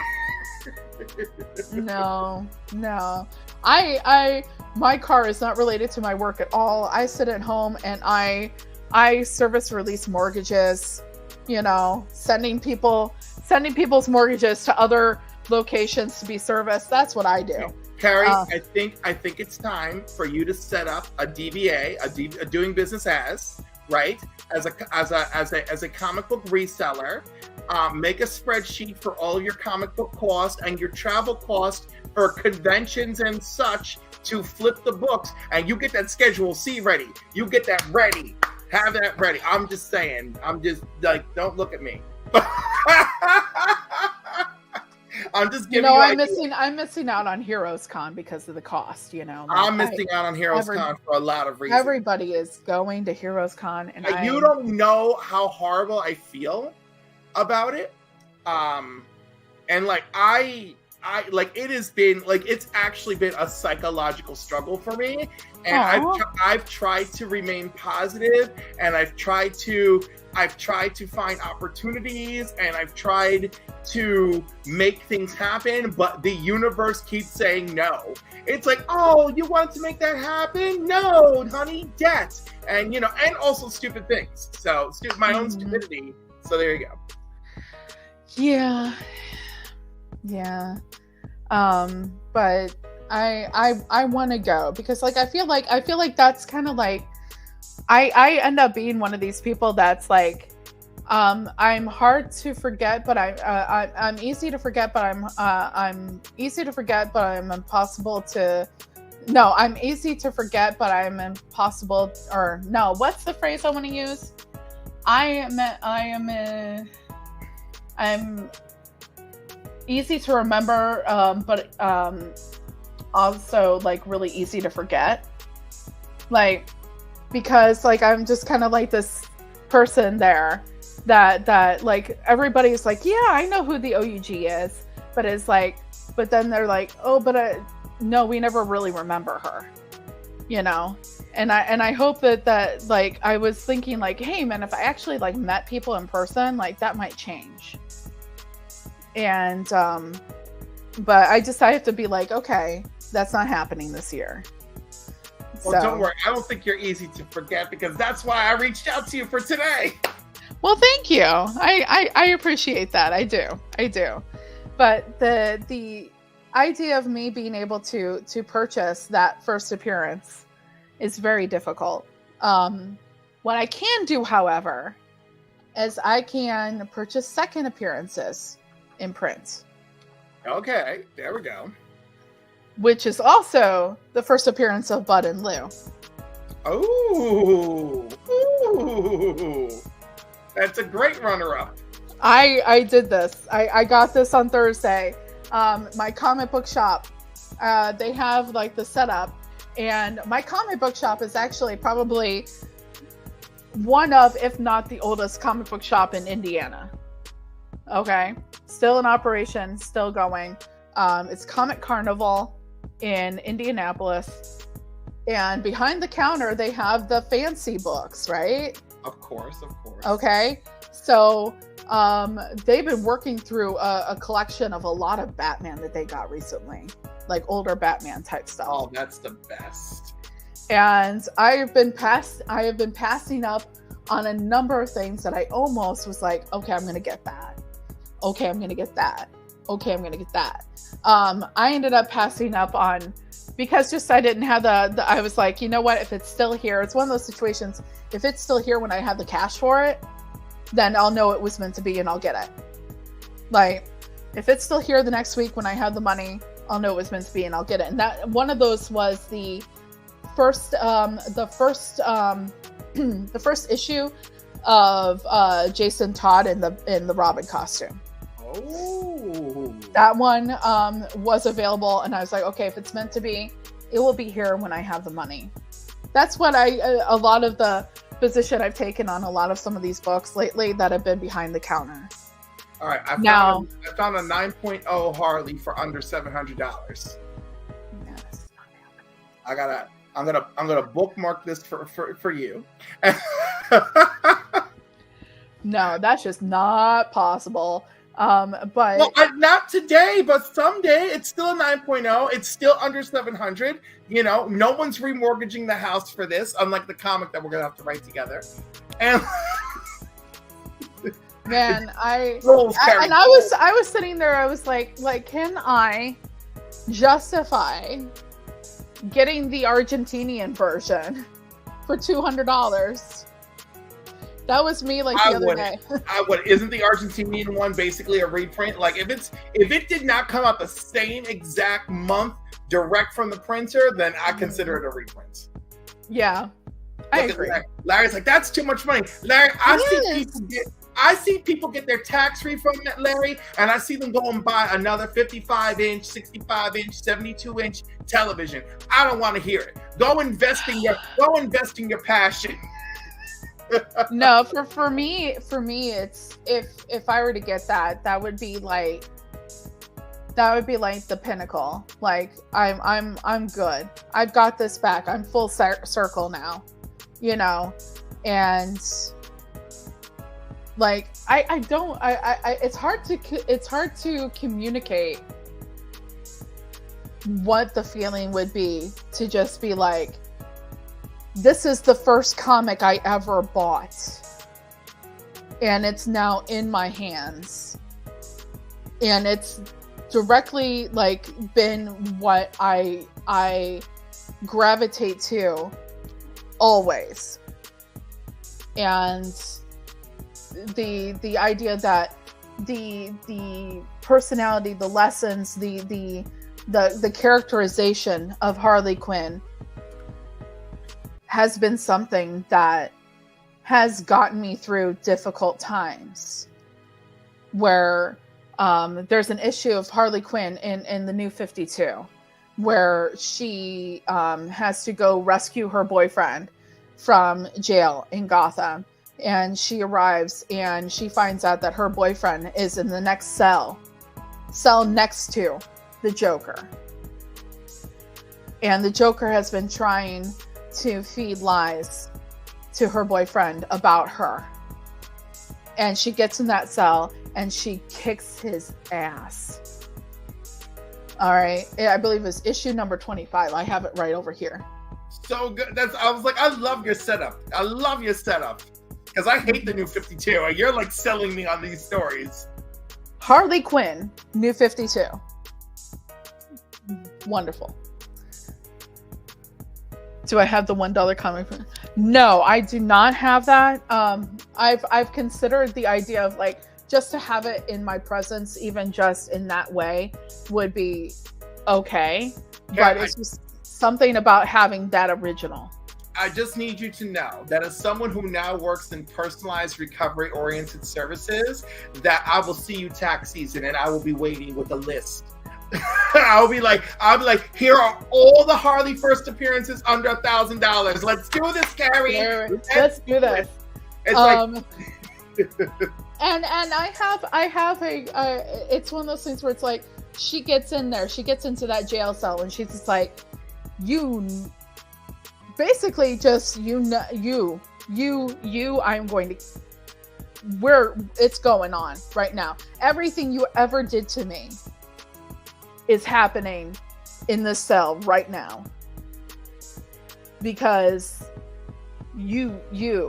just everything is happening right now. And the end of the like she is the only character that I can think of outside of, no, excuse me, there are two characters in a certain universe, in certain type of Elseworlds tales, that have actually gone and killed the Joker that I can think of.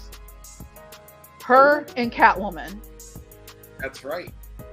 Okay. And of course Superman. That's very important. Oh, okay, yeah, that's right, Superman. I almost forgot. I'm talking about female characters mostly, because for her, she actually kills the Joker in the Murphyverse. That's right. And it's because he is holding their children captive. Ooh. And she knows to get them back and to get them unharmed, she has to kill him. And so she does that. And in the Joker War, basically when they get to the point where it's like, we've got the climax, right? And they're like, well, we got to capture him and arrest him again. And she's like, yeah, no. Freaking kidding me? No, we need to kill his ass. Put him down like the rabid dog he is. And when she's just like, you know what? I'm going to go do this. And you're either going to have to stop me or kill me. And like, she goes off, and it really comes a situation, excuse me. It comes a situation where Batman has to figure out how to save her and him. Yep. But he don't. Because he believes in the fact that Harley Harley has the capability to be good. Yeah. And it's his belief in that gets him the opportunity to save her life in that situation, because this is basically she's willing to take him out with her, and that's how she's rolling with that one. She's like, if I get rid of this guy after he did this to my Gotham, like, oh yeah. But when she gets done beating the crap out of him, she's like, okay, we're done now. We're done. When in the end of 25, she goes to Gotham Harbor. She's getting ready to leave, and Batman's like, okay, Harley, get out of here. I'm not gonna take you. I'm not gonna take your friends into custody. Just get out of here. and I love that. And that is during the Connor and Palamodi era. New 52 Harley Quinn is absolutely wonderful. I mean, I can understand everyone's, reservations about a lot of stuff with the New 52. I know people that were heavy into comics and got out of it because of the New 52. They hurt my Superman, and that is the ultimate sin you can commit against me. It will poison me against you in a heartbeat. That horrible guttural feeling that Harley gives you right now, right? It overtook me with the New 52, my precious Superman. So like when there's a lot of things that people like, they left the New 50. It wasn't just like the New 52 came in, I'm leaving DC, I'm going to go read Marvel. No, there are people that were like, when the New 52 happened, it soured them so much that they didn't make the transition to Marvel. They didn't make the transition to Image or anything else. It was like, I'm done. Stick a fork in me. Yeah. I was not 100% done, but I was. It was a significant reduction, and by the time I reunited with Sam, and we started like talking Council of Comics. It was my encounter with him that reignited me collecting modern comics. Because outside of that, I would grab something specific that I thought like I would be interested in. Otherwise, I'm like, I'm just gonna collect the stuff that I used to love. I'm like, let me go fill in some runs, Which honestly, every week at the comic store, I get so devastated about when I ring up that I start thinking to myself, I was like, why didn't I become one of those people? Just go and complete runs. Let's stop it. Also, yeah, Rob is mentioning the Batman run. The Batman run of the New 52 with Scott Snyder and Greg Capullo with the Court of Owls. Like, oh man, that's some crazy stuff right there. That's some good stuff, actually. I love the Court of Owls. I love the concept of the Court of Owls. And when Scott Snyder was offering his when everybody was going on to Substack, right?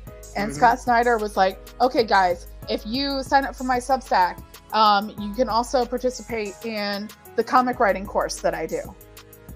And I totally did that. Totally tried to, it got to the point where I wasn't able to like always be in the class. So I went ahead and I dropped it.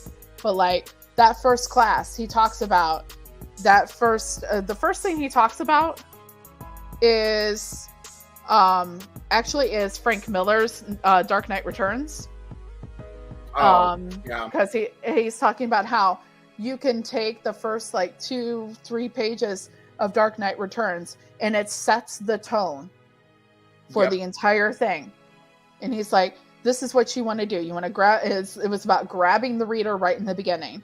And he talks first about Dark Knight Returns, and he's like, what I wanted to do with Batman, when I got the word I was going to be on Batman and I got over the surprise, he's like, I wanted to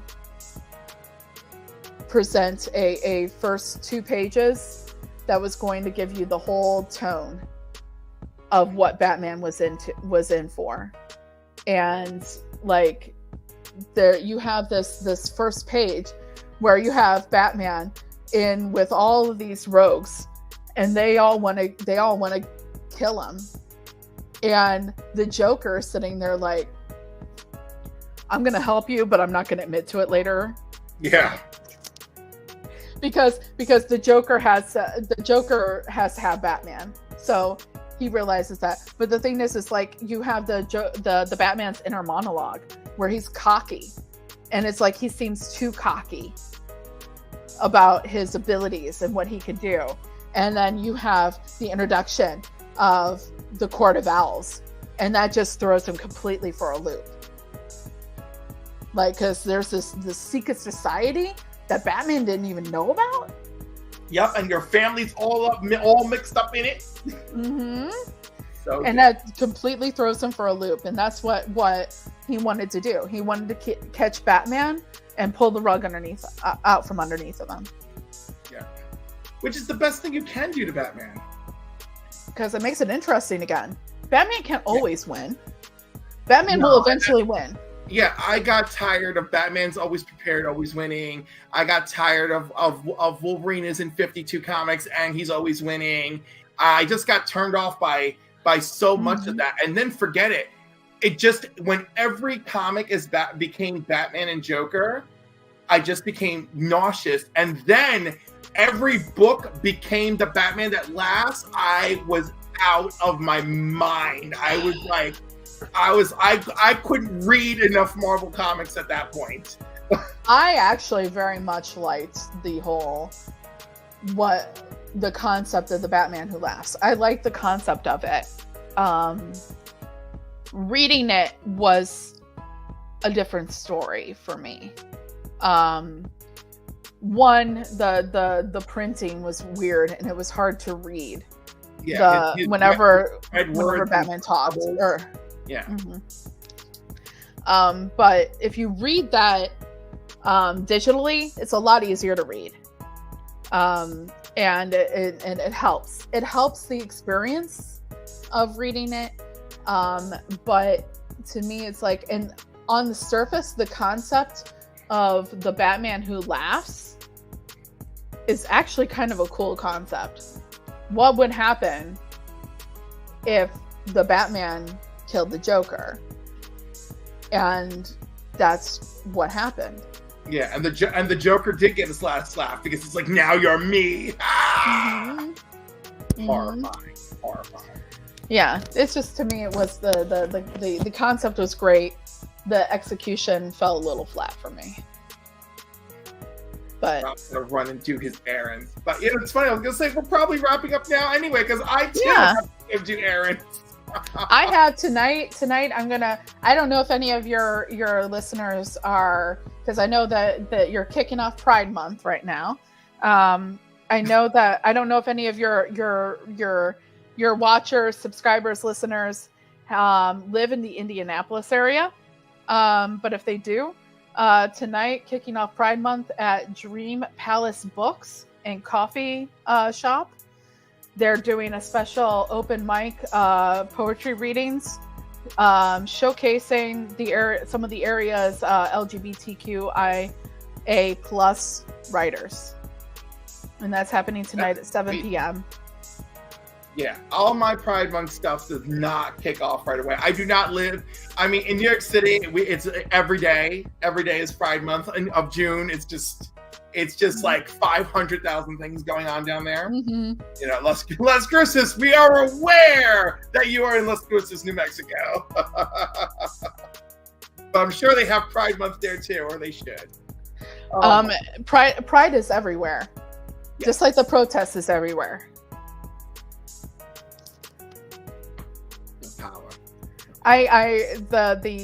When George Floyd and all that happened, I was living in Rockford, Illinois, and my boyfriend and we wanted to join the protests, but we were having a hard time finding where it was, and we thought we came across like this group of people, and I rolled down my window and I was like, "Hey, do you guys know where the protest is?" And this guy looks at me and he says, "The protest is everywhere, sweetie."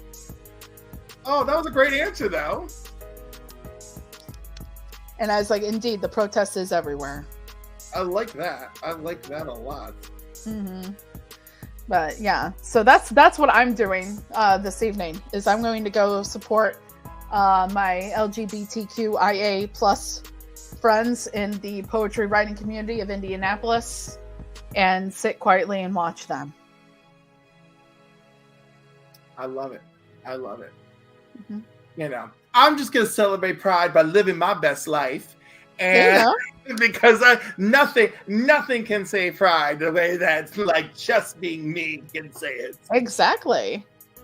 Which is good because I'm having a good impression on my clients, so I'll take it. Hey, you know, that's all you can be. Good impression. Be you, and that's the best person you can be. Is be you. Absolutely. Unless you can be Batman. Well, in my case, Superman. Oh, but Superman's even better. I mean, yeah, I was gonna say, I'm sorry, unless I can be Superman or Wonder Woman. I'll take Wonder Woman in a heartbeat. Ooh, I'll take Wonder Woman any day.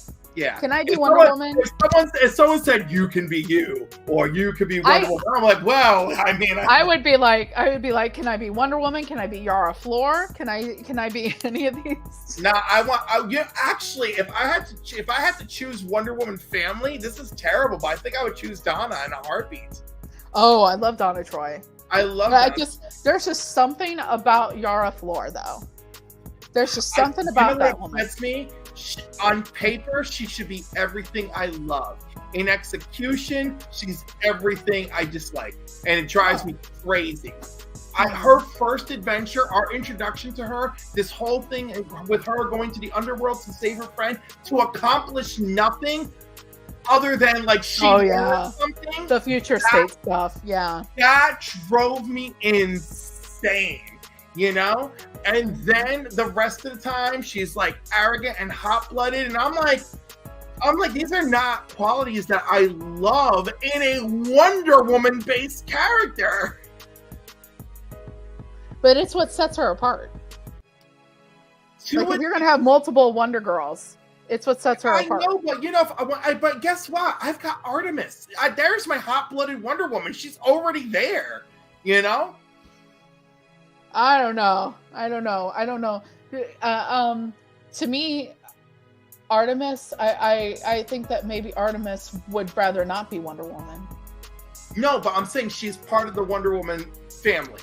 Okay, right? sure. So even though she's like, I'm not Diana and I have no desire to be, right? But like, if I have to choose the hot-blooded member of the fam, Artemis is there. If I want to choose the kindest, friendliest shirt off your back, I'm choosing Donna.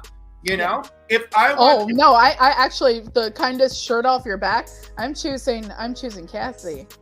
Really? I feel like Donna will go the extra. Remember when Donna had all the Lost Titans living on her farm? Like, I'm like, that was some extra above and beyond.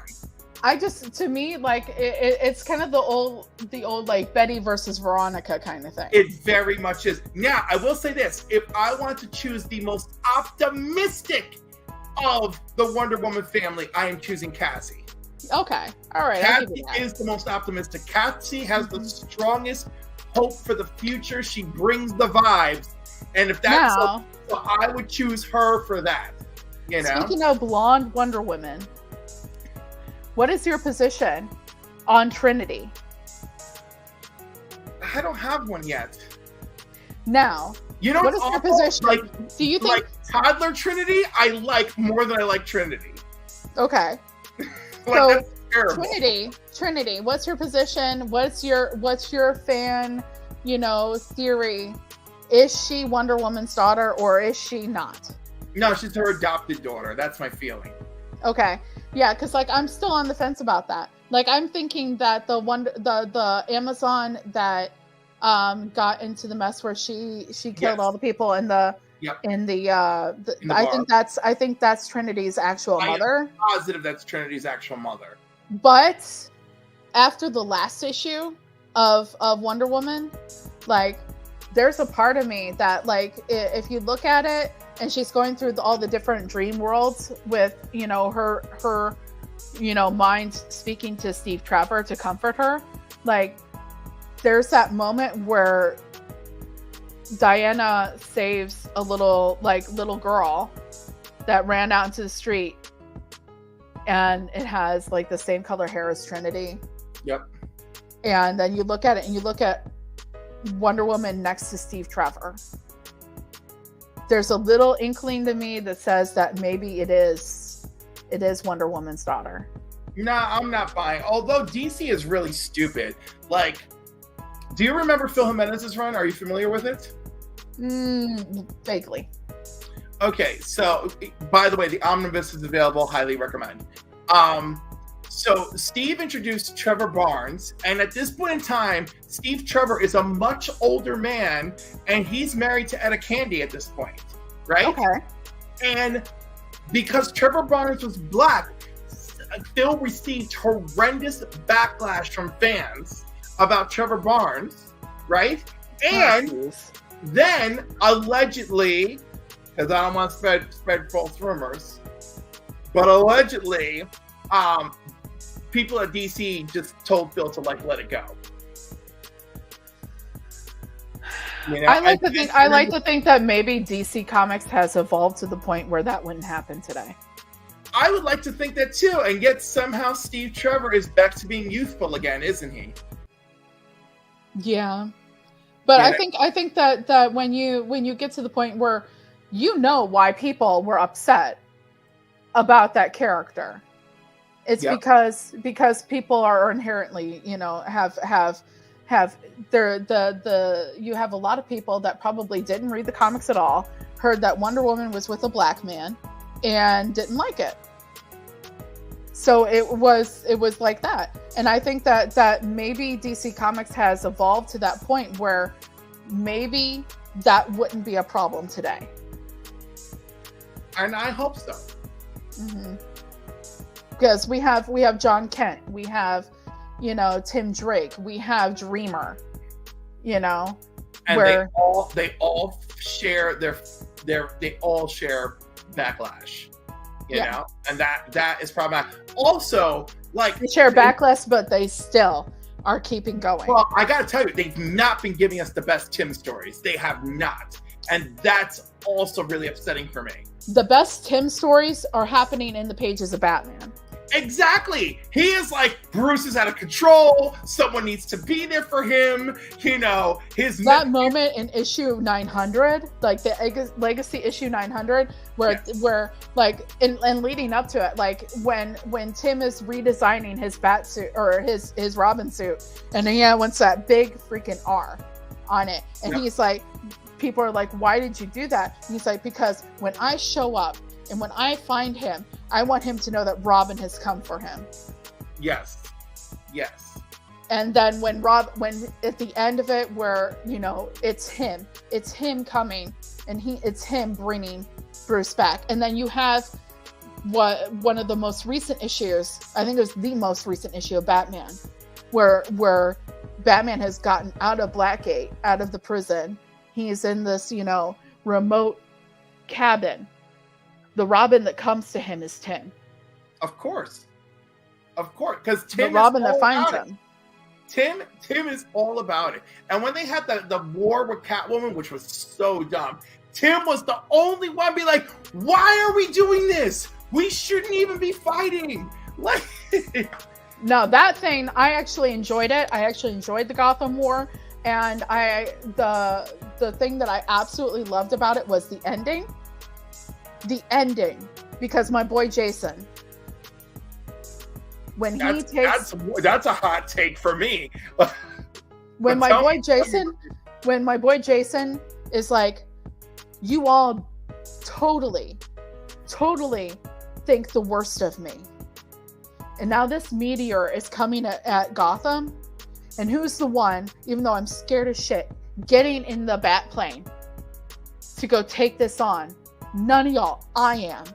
I hope you remember that if I don't make it out of here. And he goes and he does that. And even after everything that the Zur-En-Arrh brained Batman does to him, over the course of that entire arc, and that moment where the meteor hits and it's Bruce again, and he's sitting there and he's kneeling at the edge of that crater thinking Selena is gone. Selena is dead.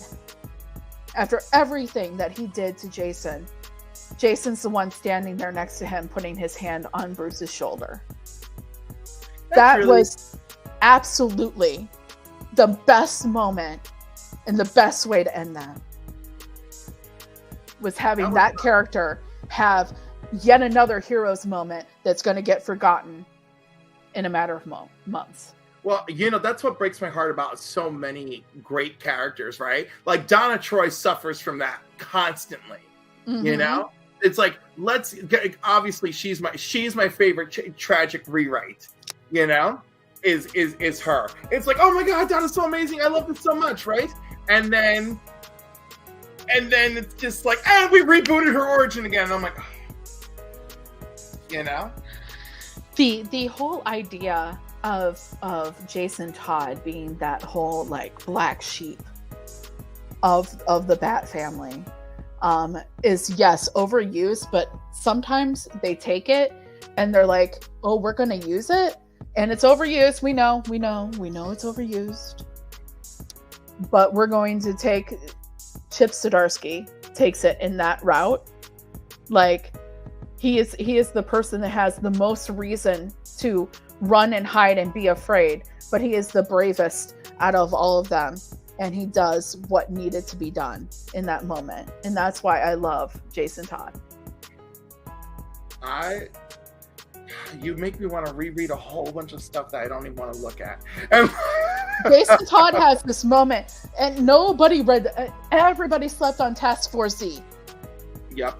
I read it because I love Jason. Are you reading Jason's new Red Hood book, which Sanford Green is doing the art?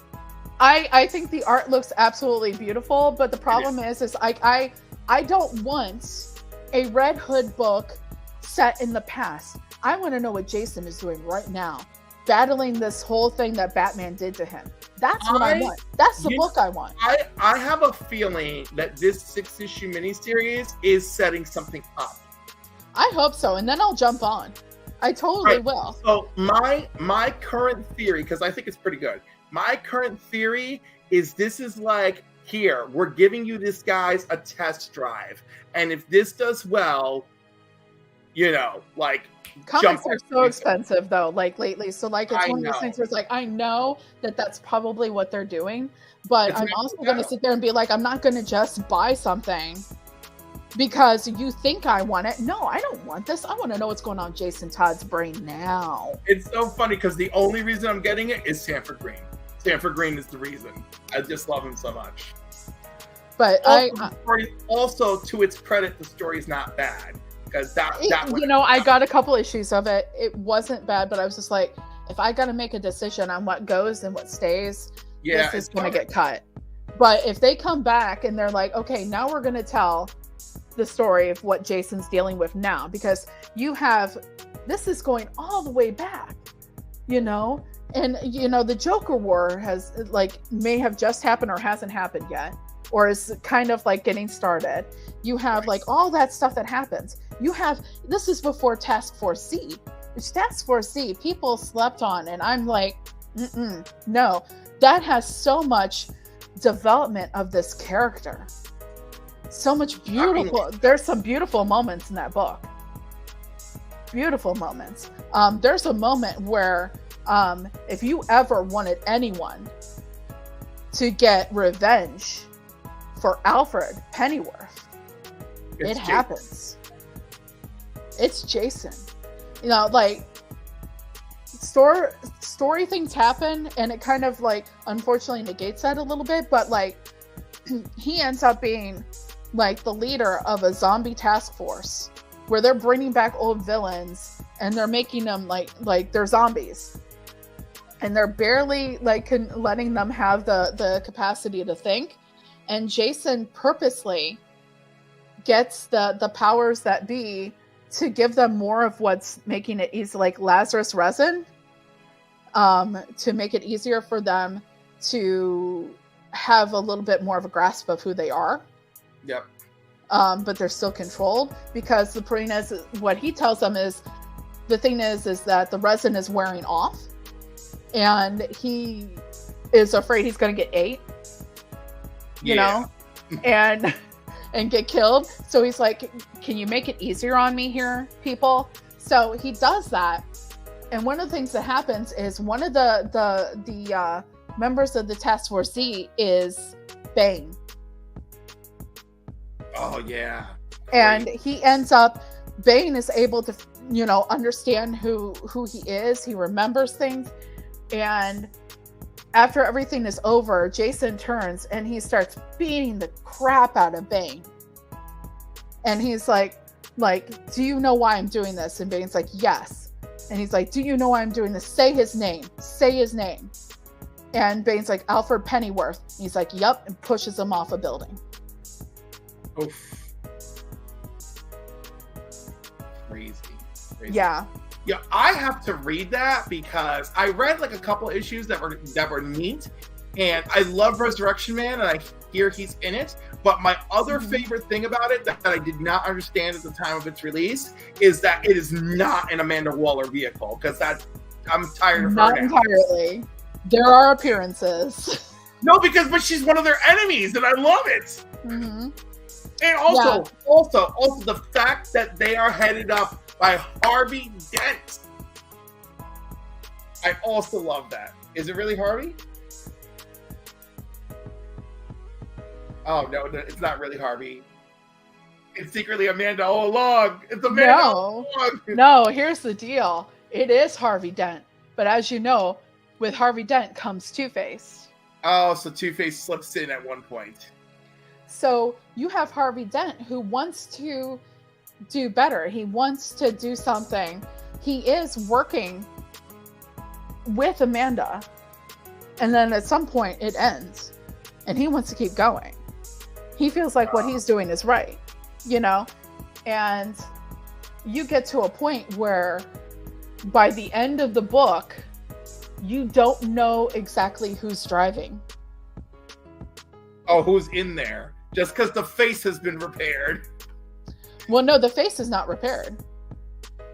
The face is not repaired. No. So it is, you don't know, is it Harvey Dent driving the car or is it Two-Face driving the car? And the car, I mean, it's just, you know, Harvey Dent's body, right? You don't know. By the way, one of my favorite Two-Face stories is Harvey Dent's journey after Hush, where his face has been reconstructed. Mm-hmm. Because it has its own unique psychological impact on what's going on inside. Like, was it the face or was he just that way? Yeah, I love it. But again, some great Harvey Dent story that no one remembers or cares because they left in the past. But you know what? Of all the books that we talked about today, the one that I feel most encouraged to go back to is Task Force Z. Congratulations, that's your winner. Well, the thing is by the end, it's there's a moment at the end where everything is falling apart. Okay. And you have a moment where it can be debated whether it's Harvey Dent that lets Jason run off rather than getting caught, or if it's Two-Face that lets Jason run off instead of getting caught. And just have him out of the way. Interesting. Interesting. Which adds a different dynamic to Two-Face, because Two-Face most certainly would have probably just shot Jason Todd under every other circumstance. Yes. But now that he spent some quality time with him, he may feel quite different. It's possible. It's possible. Yeah. My word. All right. We're going to have to wrap it up here. Although I do want to drop one more piece of my past life trivia where with the whole thing about Hush. When you read Gotham Knights with Batman versus Hush, Prometheus shows up and Green Arrow is hunting him and they're fighting and he's like, you almost killed my son. And it's because Prometheus was supposed to be onomatopoeia, but Kevin Smith would not give DC the go-ahead to use the character. Huh. So a lot of readers were like, why is Green Arrow talking about Prometheus almost killing his son? I don't understand. And it's like, because it was supposed to be onomatopoeia. So that is all the dirt that I have from that part of my life. Carrie, thank you. I've heard that the Kevin Smith run for Green Arrow is really good. It is pretty good. I actually like it very much, but onomatopoeia is one of those like characters where like, oh, don't touch it. We don't want to make Kevin mad. Just like the whole of Sandman. It's like, oh, I don't know if we can use that character. We got to talk to Neil. Mm-hmm. You know.